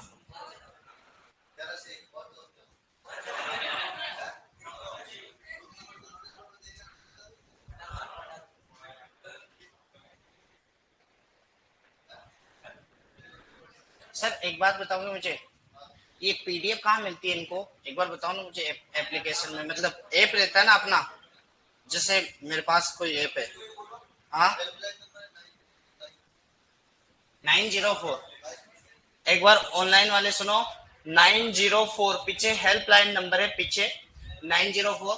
एक बार इस पे आप कांटेक्ट करके पूछ सकते हैं कि पीडीएफ आपको कहाँ मिलेगी। जैसे कि आप क्या नाम है जयश्री, हाँ और प्रकाश है ना सर मिल गई। एक बार मुझे बताओ ना अनाउंसमेंट में मिलती है क्या? एप्लीकेशन चालू करके बताओ ना मुझे। कंटेंट, कंटेंट में जाऊं? हम्म। और उनका ऑप्शन भी देते हैं क्या बताओ? हैं?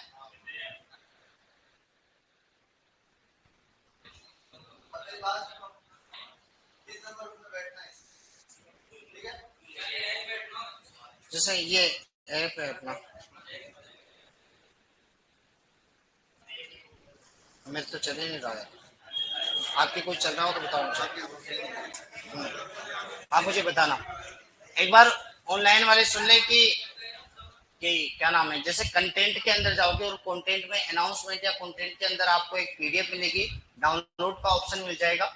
वहां पर आपको ये पूरी की पूरी क्रॉप की पीडीएफ मिल जाएगी, पीडीएफ के साथ डाउनलोड का ऑप्शन मिल जाएगा, तो आप डाउनलोड करके इसकी प्रिंट निकलवा सकते हैं। ठीक है चल। अब देखो बाजरे के दो रोग है, एक तो अर्गट है, अर्गोटीन रसायन है ना सबसे याद, और दूसरा है हरित वाली। क्या याद रखना? हरित वाली। हरित वाली एक कवक से लगता है जिसका नाम है स्केलोस्पोरा ग्रेमनिकोला, क्योंकि ग्रेमनी परिवार का है ना इसलिए ग्रेमनिकोला याद रख लेना, स्केलोस्पोरा ग्रेमनिकोला। एक्चुअल में क्या होता है कि इसका जो पुष्प क्रम होता है ना, पुष्प क्रम एकदम बिल्कुल मतलब अपन कह सकते हैं कि प्रभावित भाग पुष्प क्रम बिल्कुल एकदम मतलब देखो कैसे बताओ आपको, फोटो दिखाता हूं उसमें ज्यादा बेटर ऑप्शन समझ में आएगा। हरित वाली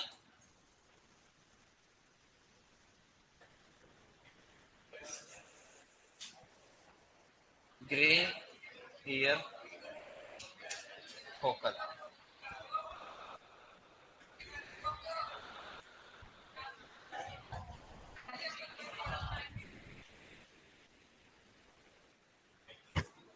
हरित वाली या जो गया पुष्प क्रम बिल्कुल क्या हो जाता है, खराब हो जाता है। जब पुष्प क्रम खराब खराब हो जाएगा इसका, तो उसके अंदर क्या नहीं मिलेगा, उसके अंदर बीज नहीं बनेगा, परागण नहीं होगा।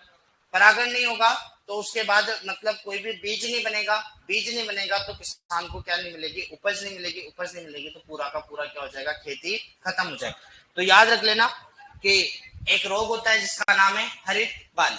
हरित बाली, हरित बाली जो होता है तो पुष्पक्रम प्रभावित होता है। तिल के अंदर भी क्या होता है, पुष्पक्रम प्रभावित होता है फाइलोडी रोग के अंदर। इसका भी अपन पढ़ेंगे कि तिल का फाइलोडी रोग के अंदर भी सेम टू सेम पुष्पक्रम प्रभावित होता है। अपने बाजरा का हरित वाली रोग के अंदर भी क्या होता है, पुष्पक्रम प्रभावित होता है। दोनों के कवक का नाम अलग अलग है, फिर यहाँ पे याद रखना कि स्केलोस्पोरा ग्रेविनिकोला। क्या है, स्केलोस्पोरा ग्रेविनिकोला। और एक कीट होगा जो मक्का में लगता है, क्योंकि कीट तो लगभग सिक और पादप वाले लगते हैं, तो ज्यादा माथापच्ची नहीं है। तो देखो वापिस से एक बार और बाजरा को रिवाइज करा रहा हूं, ध्यान से देखना। कहाँ गया बाजरा? बाजरा को अंग्रेजी में क्या कहते हैं, पर्ल मिलेट। बोलते जाओ, क्या कहते हैं, बोलो क्या कहते हैं, वानस्पतिक नाम बोलो, सभी बोलो, क्या कहते हैं, पेनिसेटम ग्लूकम। बताओ कुल कौन सा? उत्पत्ति, गुणसूत्र, अंकुरण, पुष्पक्रम। बताओ परागण कौन सा, कौन सी कंडीशन? चल बताओ फल प्रकार कौन सा है, बोलो कैरियोप्सिस। अब बताओ मुझे कि तना कौन सा, प्रोटीन की मात्रा। बताओ सर्वाधिक वसा किसमें पाई जाती है, बाजरा में, कितनी बोलो। ग्रेवनी परिवार में सबसे ज्यादा खनिज पदार्थ किसमें, बाजरा, कितना बोलो। बताओ परीक्षण भार 5 से 7। बताओ कौन सी कोशिका, गरीब का क्या कहते हैं, सर्वाधिक सूखा, स्वयं सिंचित किसे कहते हैं। बताओ कौन सा पादप, फोटो पीरियोडिज्म के आधार पर, ऋतु के आधार पर, बीज दर कितनी, अंतराल याद कर लो कि 1 हेक्टेयर में पौधों की संख्या, बीज की गहराई कितनी, जैव उर्वरक, एजेटो, गरीब का अनाज कौन, घी कौन, दोस्त कौन, संतरा, सेब, फल। चलो खरपतवार कौन सा, C4 पादपों में एट्राजिन, C4 पादपों में। बताओ प्रथम संकर किस्म कौन सी, बताओ कब निकली, 1965। बताओ अन्य किस्म कौन सी, HHB 60। बताओ और कौन, और कौन, और कौन, राजस्थान की सबसे इंपोर्टेंट, राजस्थान की सबसे इंपोर्टेंट। बताओ रोग का नाम क्या है, बताओ किसके कारण होता है, कवक का नाम, फ्लेविसेप्स फ्यूजिफोरियम। फ्यूजिफोरियम की जगह क्या आ सकता है, फ्यूजिफॉर्मिस। बताओ कौन सा रसायन, बताओ अर्गोटीन क्या होता है। बताओ ये कहां पर मिलेगा, बीजों में या फिर कहां मिलेगा। क्या करना चाहिए, बीजोपचार कितने से, 15 से 20% नमक से। बताओ अगले रोग का नाम क्या है, किसके कारण, कवक का नाम, स्केलोस्पोरा, स्केलोस्पोरा, स्केलोस्पोरा। प्रभावित भाग, प्रभावित भाग, और कीट किसके समान, मक्का के समान। मिल तो गए, लेकिन डाउनलोड का ऑप्शन नहीं दिया तो मैं सर से कह दूंगा, ठीक है। डाउनलोड का ऑप्शन नहीं दिया तो मैं सर से बोल दूंगा डाउनलोड का ऑप्शन दे दे। चल अब देखो अगली क्रॉप है जो को भी समेटते हैं, क्योंकि अरे है ही एक एक पेज के, क्या जाके पढ़ो। जैसे गेहूं, मक्का, चावल, ये पढ़ोगे तो ये तो फिर भी 3-3, 4-4 पेज की। अब ये तो टोटली मिला के 3-4 पेज होंगे, टोटली मिलाकर 3-4, क्योंकि एक एक पेज की है सारी। अब इसमें टाइम वेस्ट क्यों करना, एक जैसी चलेगी, क्योंकि अपन ने ग्रेवनी परिवार एक जैसा ही चलता है, C3 और C4 के अनुसार चलता है ना। चलो बताओ जौ को अंग्रेजी में क्या कहते हैं, जौ को अंग्रेजी में क्या कहते हैं, कोई बात नहीं, जौ को क्या कहते हैं, बार्ले। याद रखना जई को ओट कहते हैं, जई को क्या कहते हैं, ओट। जौ का वैज्ञानिक नाम हार्डियम वल्गेर है, ओडियम वल्गेर। जबकि जई का एविना सेटाइवा। और जंगली जई के अंदर तीनों प्रकार की सुसुप्ता अवस्था पाई जाती है, क्या आपको ये याद है ना। तो जंगली जई के अंदर तीनों प्रकार की क्या पाई जाती है, सुसुप्ता अवस्था, इंड्यूस, इननेट और इनफोर्स। ये तीनों प्रकार की क्या पाई जाती है, सुसुप्ता अवस्था।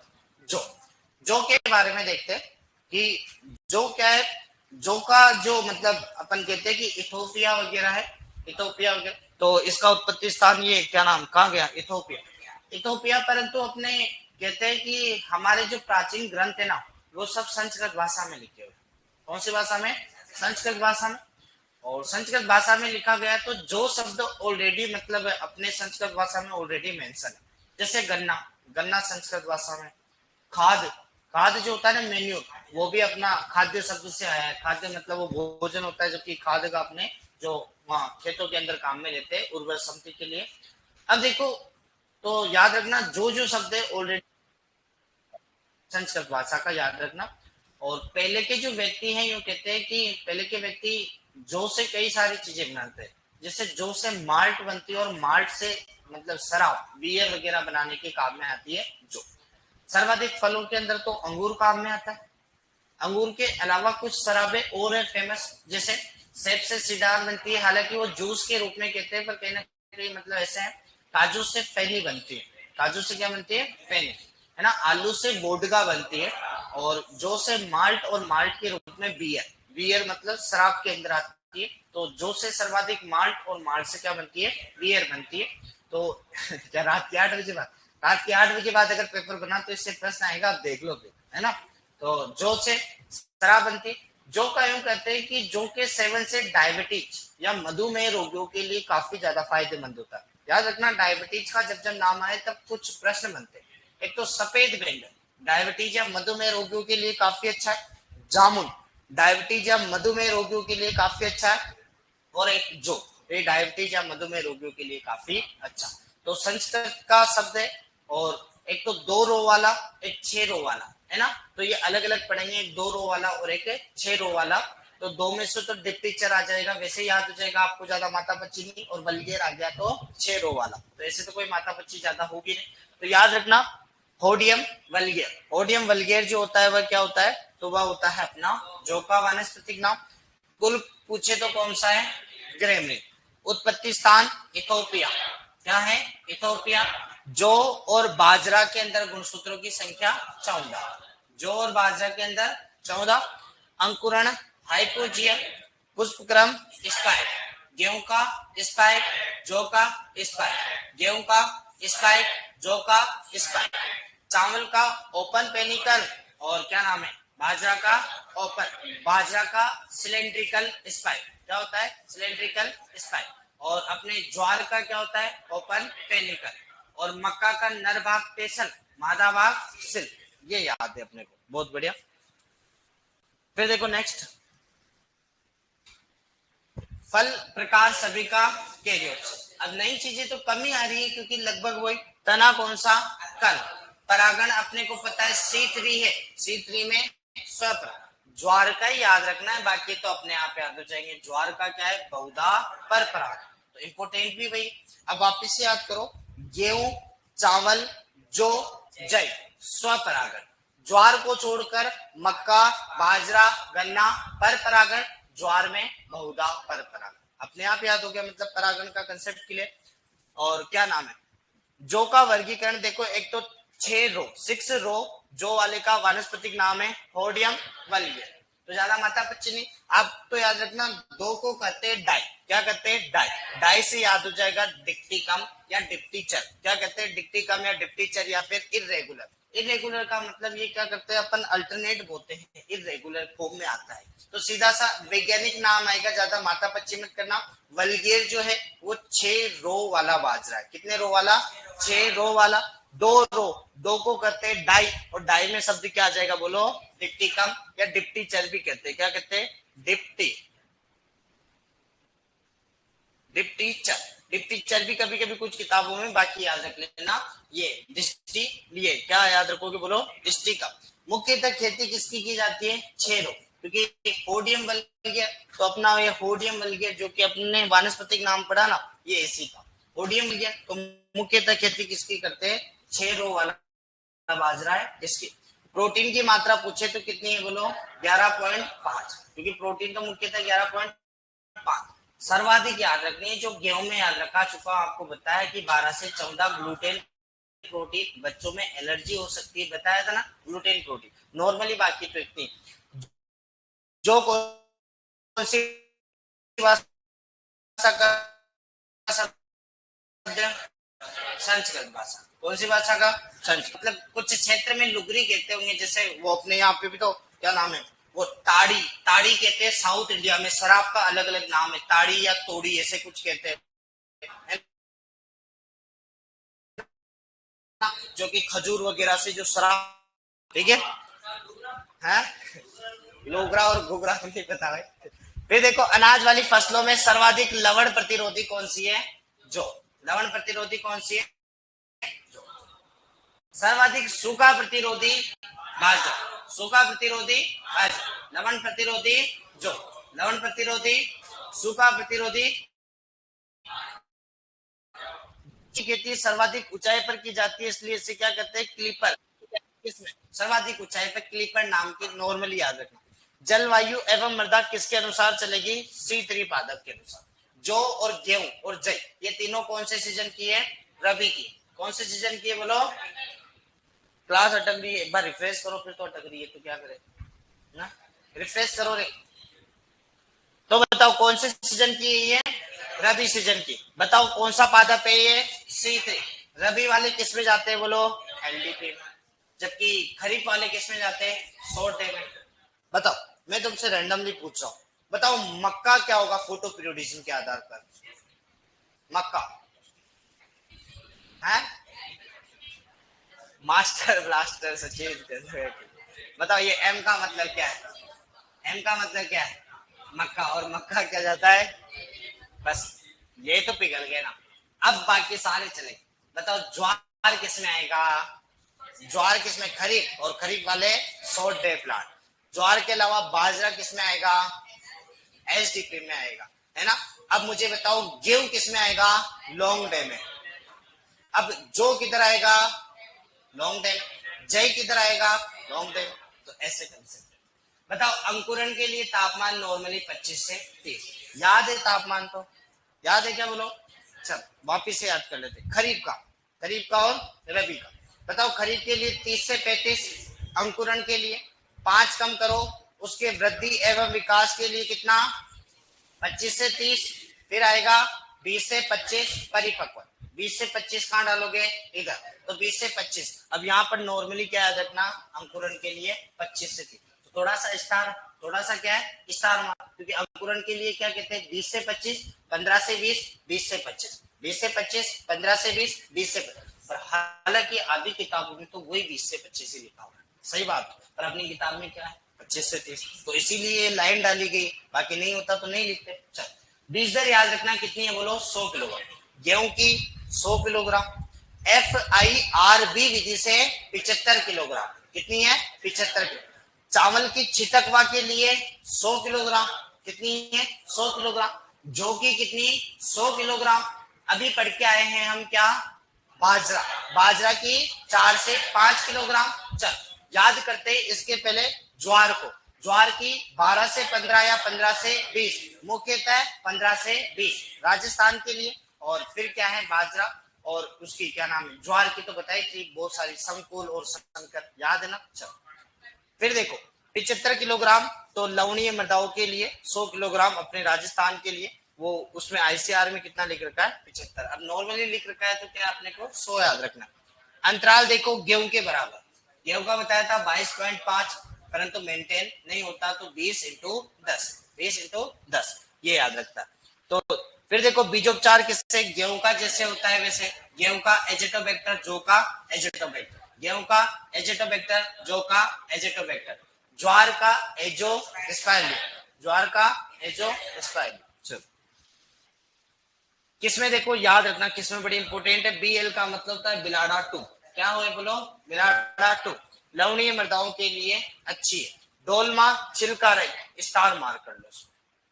डोलमा, डोलमा को क्या याद रखोगे? जो कि बड़ी इंपोर्टेंट किस्म है, जो क्या नाम है बोलो? तो वह होती है डोलमा छिलका रही, है ना। जेट में आ चुकी है। राजकिरण, राजकिरण का अन्य नाम याद रखना, राजकिरण का अन्य नाम याद रखना RD 387, RD 387। RD 2052 हो गई, ये मोलिया रोग के प्रति क्या है? प्रतिरोधी। फिर अन्य किस्में देखो विजय है, रेखा है, केदार, करंत्री, आजाद, रत्ना, रत्ना आम की भी है, बिंदिया, जीत, मंजुला, हिमानी, रेखा। याद रखना विजय किसकी पढ़ के आए बताओ, मक्का की पढ़ के आया क्या विजय? हाँ पढ़ के आए ना, संकुल मक्का की है, नहीं पढ़ के आया क्या? चल फिर देखो दो इंपोर्टेंट है, एक तो ढोलवा, क्या याद रखोगे? ढोलवा। एक याद रखना राज किरण, क्या याद रखना? राज किरण। ढोलवा और राज किरण। बताओ राज किरण का अन्य नाम RD 387, RD 387 किसका है? राज किरण। कौन से रोग के प्रति प्रतिरोधी है बताओ? मोलिया रोग के। ये कुछ याद रखो। सिंचाई प्रबंधन, अगर एक ही सिंचाई है तो बताओ किसमें? कल्ले निकलते, किसमें है? कल्ले निकलते समय। और दूसरी हो तो किसमें? दाने बनते समय। रोग कौन सा है? आवर्त कंडवा रोग। और उधर पढ़ के आए थे अस्टिलागो न्यूडा टेट्रिसाइड, गेहूं का याद है? अस्टिलागो न्यूडा टेट्रिसाइड। इधर कौन है? अस्टिलागो हार्डियम। अपन न्यूडो टेट्रिसाइड क्योंकि टेट्रिकम एस्टिवम, या हार्डियम बल गया तो हार्डियम, तो अस्टिलागो हार्डियम। बताओ अपने जो का आवर्त कंडवा रोग किसके कारण होता है बोलो? कवक। अब कवक का नाम बोलो? अस्टिलागो हार्डियम। कवक का नाम बोलो? अस्टिलागो हार्डियम। वापिस से बोलो अस्टिलागो, वापिस से बोलो क्या है? अस्टिलागो हार्डियम। चल बताओ ये क्या है? बाह्य बीजी, वो अंतः बीजी था। वो कौन सा था? अंतः बीजी। मतलब इंटरनल सीड बोर्न डिजीज, ये एक्सटर्नल सीड बोर्न डिजीज याद रखना। इंटरनल मतलब उसके जो कवक है ना वो मतलब बीज के अंदर रहते हैं, इसके कवक कहाँ है? बीज के बाहर रहते। ये एक पीढ़ी से दूसरी पीढ़ी में ट्रांसफर होता है, इसीलिए इनका उपचार करना चाहिए बीजोपचार। क्या करना चाहिए? बीजोपचार। बीजोपचार से इसका नियंत्रण होगा, बाकी इसका नियंत्रण नहीं होगा, वरना अगली पीढ़ी में ये रोग आपको देखने को मिलेगा। वापिस से बताओ कौन सा रोग लगता है? आवर्त कंडवा रोग। कारण क्या है? कवक। कवक का नाम अस्टिलागो हार्डियम। और कौन सा बीज बोलो? बाह्य बीज। कौन सा है बोलो? बाह्य बीज। और वहां पर कौन सा पढ़ के आए थे बताओ? अस्टिलागो न्यूडा टेट्रिसाइड, गेहूं के अंदर। फिर देखो मोलिया रोग। मोलिया रोग जो लगता है वह किसके कारण है? नेमेटोड। किसके कारण? नेमेटोड। और नेमेटोड का नाम बताओ? हेटेरोडेवा एविनी। गेहूं का नेमेटोड बताओ? एंग्विना टेट्रिसाइड। गेहूं के अंदर जो टुंड्रू, टुंड्रू के साथ एक और पड़ा था, कौन सा बोलो? है ईयर कोकल। ईयर कोकल में एंग्विना टेट्रिसाइड। और टुंड्रू में भी एक तो एंग्विना टेट्रिसाइड था और एक बैक्टीरिया था, क्लेवीबैक्टर, याद रखना। अब मोलिया रोग का कारण क्या है? नेमेटोड। नेमेटोड का नाम बताओ? हेटेरोडेवा। मोलिया रोग का कारण क्या है? नेमेटोड। नेमेटोड का नाम हेटेरोडेवा, हेटेरोडेरा, हेटेरोडेरा। बताओ खोज किसने करी थी? कहां पर करी थी? नीम का दाना। एक्चुअल में क्या होता है? बंदर के समान लक्षण दिखाए जाते हैं। बंदर के समान लक्षण क्या होते हैं? बंदर क्या है? फुदकता है, मतलब एक जगह से दूसरी जगह, दूसरी जगह से तीसरी जगह। ये बड़ा इंपॉर्टेंट है, लिख लेना। इसके लक्षण लिखना बंदर के समान। बंदर के समान लाइन यही उठ के आएगी, है ना? लक्षण में क्या लिखोगे? लक्षण बंदर के समान। बंदर के समान। बंदर के समान का मतलब ये है कि आपको जैसे बड़ा सा खेत है, कुछ जगह तो इस रोग के लक्षण दिखाई देंगे, कुछ जगह पौधा सामान्य, फिर वापस से कुछ जगह ये रोग लगेगा, फिर कुछ जगह क्या हो जाएगा? पौधा सामान्य, फिर कुछ जगह लक्षण, कुछ जगह सामान्य। जैसे बंदर एक जगह से दूसरी जगह, दूसरी जगह से तीसरी जगह, इसी प्रकार ये रोग कभी भी मतलब यूं नहीं है कि पूरे खेत में मिलेगा, या आपको छोटे छोटे टुकड़ों के रूप में मिलेगा। इसीलिए बड़ा इंपोर्टेंट है। वासुदेव ने पहली बार जैसे नीम का दाना शिकर के अंदर इस रोग को देखा, इस रोग को देखा तो पहली बार तो उसको अजीब सा लगा कि ये रोग केवल और केवल कुछ कुछ जगह पे नजर आ रहा है, किस्तों में नजर आ रहा है, पूरे खेत में ये रोग नहीं है। जब खेत के अंदर जाते हैं जब जाके पता चलता है कि हाँ कुछ कुछ जगह ये रोग होगा, कुछ जगह ये रोग नहीं होगा। तब इसका फिर एनालिसिस किया गया। एनालिसिस किया गया तो देखा गया कि जमीन के अंदर से एक नेमेटोड लग रही है, हेटेरोडेवा एविनी, जिसके कारण इसका मोलिया रोग, जिसे कहा गया क्या? मोलिया रोग। अपनी राजस्थानी भाषा का शब्द है ये मोलिया एक्चुअल में, क्योंकि ये कई साइंटिफिक शब्द नहीं है। हमारे राजस्थान में खोज हुई तो हमने क्या कहा इससे? मोलिया रोग। क्या कह दिया? मोलिया रोग। तो मोलिया रोग नेमेटोड। नेमेटोड का नाम हेटेरोडेवा एविनी। किसने खोजा? वासुदेव ने। कहां पर? तो नीम का दाना शिकर के अंदर। चल कीट का नाम दीमक। दीमक जानते हैं, ओडेंटोड्रमस ओबेसस। टर्मिटिडी परिवार का सदस्य, अंडे देने वाली मशीन, सेलुलोज का शत्रु, ट्राइको निम्फा कहाँ पर, आंत में, है ना। और 1 सेकंड में क्या देती है, एक अंडा, सामाजिक कीट होता है, और क्या नाम, सेलुलोज को पाचन कर सकता है, और अपन कर सकते हैं इसके लिए क्लोरोफायरिफोस वगैरह ये कीटनाशी दवाइयां डालते हैं। टिट्रिकेल, टिट्रिकेल देखो क्या है, टिट्रिकम एस्टिवम और सिकेल, टिट्रिकम एस्टिवम और सिकेल, इसका संकरण कराया गया, इसका संकरण कराया गया तो अनाज वाली फसलों में एक नया मतलब सदस्य जुड़ा जिसका नाम दिया टिट्रिकेल। क्या नाम दिया, टिट्रिकेल। टिट्री तो टिट्रिकम एस्टिवम गेहूं से ले लिया, और सिकेल, सिकेल, सिकेल का संकरण है ना, तो याद रखना ये देखो टिट्रिकम एस्टिवम और सिकेल, सिकेल सीरियल, अनाज वाली फसलों का एक सदस्य है सिकेल सीरियल। दोनों का संकरण कराया, दोनों का संकरण कराया तो देखो इसे जो कहा गया, इसे कहा गया अंतरावंशीय, ये याद रख लेना, क्या कहा गया बोलो, अंतरावंशीय। अंतरावंशीय का मतलब क्या होता है कि गेहूं की 2 प्रजातियों में कराते हैं तो इसे अंतरवंशीय कहते हैं। क्या कहते हैं, अंतरवंशीय। अलग अलग प्रजातियों में कराया गया तो अंतरावंशीय। एक तो इंटर हाइब्रिडाइजेशन और इंट्रा हाइब्रिडाइजेशन, ये इंग्लिश वर्ड होते हैं, तो ये कौन सा है बोलो, अंतरावंशीय, अलग अलग वंश के मध्य, अलग अलग वंश के मध्य, क्योंकि हमें पता है कि पहला वर्ड क्या होता है बोलो, वंश, और दूसरा क्या होता है, जाति। बताओ यहाँ टिट्रिकम और टिट्रिकम है क्या, नहीं। जैसे टिट्रिकम एस्टिवम और टिट्रिकम डाइकोकम के मध्य संकरण कराते तो वो क्या कहलाता, वह कहलाता अंतरवंशीय, मतलब 2 वंश के मध्य क्या है, अंतर है। यहाँ पर क्या है, मतलब वंश तो एक ही हो जाते, जाति के मध्य अंतर था, यहाँ पर तो वंश भी अलग है और यहाँ पर तो क्या है, वंश भी अलग है, तो अंतरावंशीय।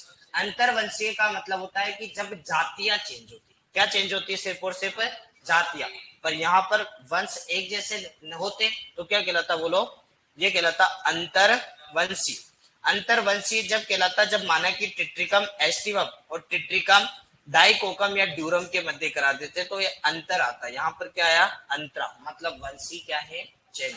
नहीं हो तो कपास में कंसेप्ट बहुत अच्छा समझाऊंगा खाली बोर्ड में, क्योंकि वहां पर एक तो वरा लक्ष्मी किस्म के बारे में बताऊंगा, एक H4 वो क्या नाम है, H4 के बारे में, क्योंकि वो किसमें एक तो गुजरात वगैरह की डॉक्टर सिटी पटेल को याद करेंगे। कपास में कंसेप्ट बहुत अच्छे से बताऊंगा, इंटर हाइब्रिडाइजेशन और इंट्रा हाइब्रिडाइजेशन, कि वंश के मध्य और जाति के अंतर क्या अंतर होता है, याद रखना। तो याद रखना सिकेल की उत्पत्ति कहां पर हुई थी, स्वीडन या अफ्रीका या फिर इथोपिया, और इसके अंदर प्रोटीन की मात्रा 20% और किस्म कौन सी, DT46। अब एक बार रिवाइज करा रहा हूं, पानी वानी पीना है तो पी लो।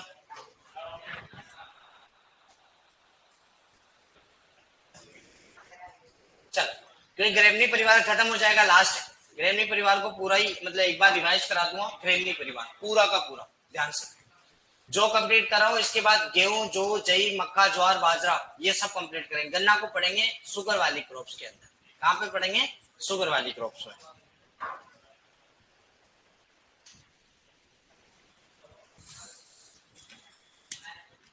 चलो बताओ, अपने जौ का वानस्पतिक नाम बताओ क्या है, ओडियम। बताओ कुल कौन सा, कुल कौन सा, उत्पत्ति स्थान, उत्पत्ति स्थान, गुणसूत्र की संख्या, अंकुरण, पुष्पक्रम, बताओ फल प्रकार, तना कौन सा, परागण कौन सा, बताओ 6 रो वाले जौ का क्या नाम है, 2 रो वाले का क्या नाम है, ओडियम। बताओ मुख्यतः खेती किसकी करते हैं, 6 रो वाला जौ, 6 रो वाला जौ। बताओ प्रोटीन की मात्रा, कौन सी भाषा का शब्द है जो, बताओ इसका उपयोग मुख्यतः एल्कोहल। बताओ अनाज वाली फसलों में क्या ये सर्वाधिक, अगर पूछे कि सर्वाधिक सूखा प्रतिरोधी, सर्वाधिक सूखा प्रतिरोधी कौन है, सूखा प्रतिरोधी कौन है, बाजरा। और लवण प्रतिरोधी कौन है, लवण प्रतिरोधी, सूखा प्रतिरोधी। बताओ कौन से रोगों के निदान में काम आता है, कौन से रोगों के निदान में, और ऊंचाई पर खेती करने के लिए कौन सी किस्म है? ऊंचाई पर खेती के लिए, अच्छा बताओ कौन सी मौसम का है?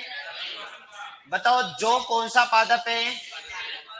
बताओ फोटो पीरियोडिज्म के आधार पर जौ के अंकुरण के लिए तापमान, बाकी रबी के लिए तापमान कितना चाहिए होता है, परंतु जौ के लिए, जौ के लिए, जौ के लिए बताओ जौ की बीज दर, जौ की बीज दर और अंतराल। बताओ बीज उपचार किससे?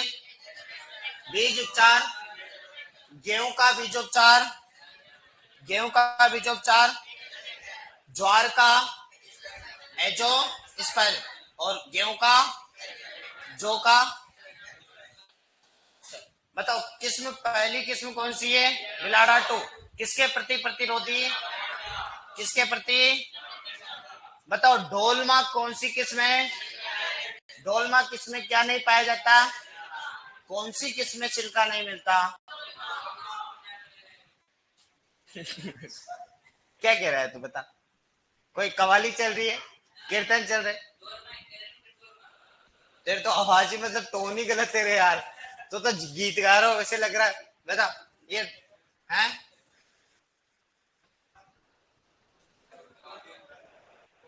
मतलब तू मुझे बोल रहा है वो समझ में थोड़ी आ रहा है तेरे। भाई ये रिवाइज करा रहे, कंप्लीट हो गया जो। अगर नहीं भी कराएंगे तो आगे बढ़ सकते हैं, अपना कोई लफड़ा नहीं। ठीक है, कम समय में 2 बार रिवाइज करा रहा हूँ, उसके बाद 1 बार और वापस कल आकर रिवाइज करा देता हूँ। 3 बार तो घर जाकर 1 बार तू कर ले, कोशिश कर लिख ले इनको, क्योंकि काम आएंगे तेरे। स्वयं माधोपुर का पानी ऐसा है, चमल का डाकू है तो चल।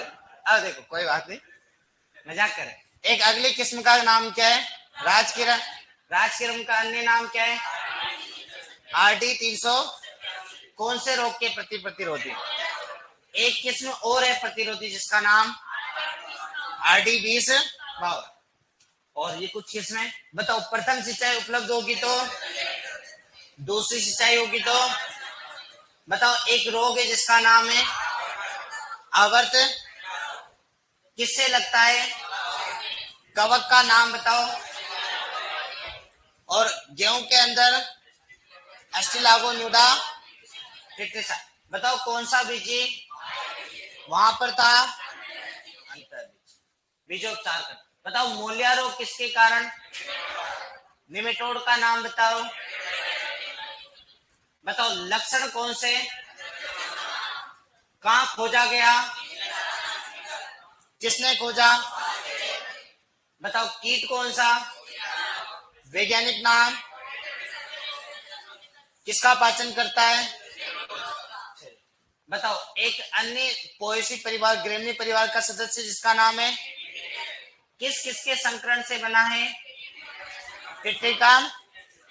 दूसरा कौन है? इससे क्या बना? टिट्री के।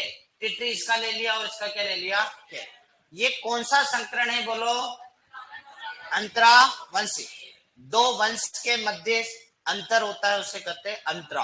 अंतरा मतलब 2 के मध्य क्या है? अंतर है, डिफरेंट है। बताओ उत्पत्ति कहाँ हुई? स्वीडन अफ्रीका को क्या कहते हैं? प्रोटीन की मात्रा और किस्म कौन सी कि इसको विकसित क्यों किया? देखो यूं बताते हैं, ग्रेमनी परिवार में प्रोटीन नहीं होता, क्योंकि प्रोटीन का मुख्य स्रोत होता है दालें। अब कोई से देश में दाल नहीं उगाते, सिर्फ और सिर्फ उगाते हैं क्या? अनाज वाली फसलें, क्योंकि जलवायु वैसी।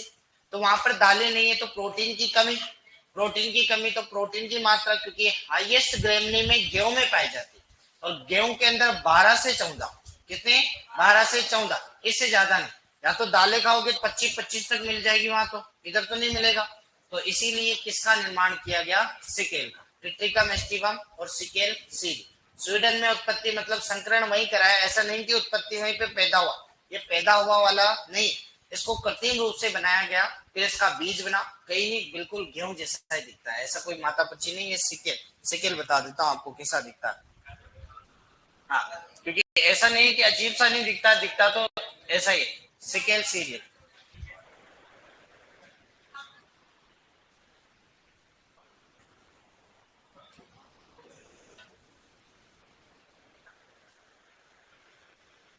Triticale cereal. ये देखो, अब आप कहोगे कि जाना पहचाना गेहूं जैसा ही दिख रहा है। ये देखो, अब आप कहोगे गेहूं भी है, क्या है, गेहूं है। तो गेहूं नहीं है, ट्रिट्रिकल, ट्रिट्रिकम एस्टिवम और सिकेल सीरियल के संग। तो बात ऐसी है कि हाँ बिल्कुल ठीक है। तो ये होता है, ये अपना अनाज वाली फसलें कंप्लीट है, और दालें वाले कल करेंगे। ये एक बार ग्रेमनी परिवार कल आपके रिवाइज कराऊंगा, कल in the sense official day मतलब मंडे के दिन एक बार पढ़ के आना, टेस्ट है या नहीं आपके, मतलब अपना तो नहीं आ रहा ना, हो सकता है नेक्स्ट टाइम आए। नेक्स्ट टाइम आए तो पहले टेस्ट में मैं एक तो बेसिक दूंगा, बेसिक के साथ पूरा का पूरा अनाज वाली फसलें, और अनाज के साथ अगले संडे तक अपनी दलहनी फसलें, और दलहनी के साथ लगभग तिलहनी वगैरह भी हो जाएगी। तो पहले तो अनाज और दलहनी दूंगा, तिलहनी नहीं दूंगा, अनाज और दलहन। फिर उसके बाद जो टेस्ट होंगे तो उसके बाद करूंगा। चल, जहां तक के लिए अलविदा, टाटा बाय बाय।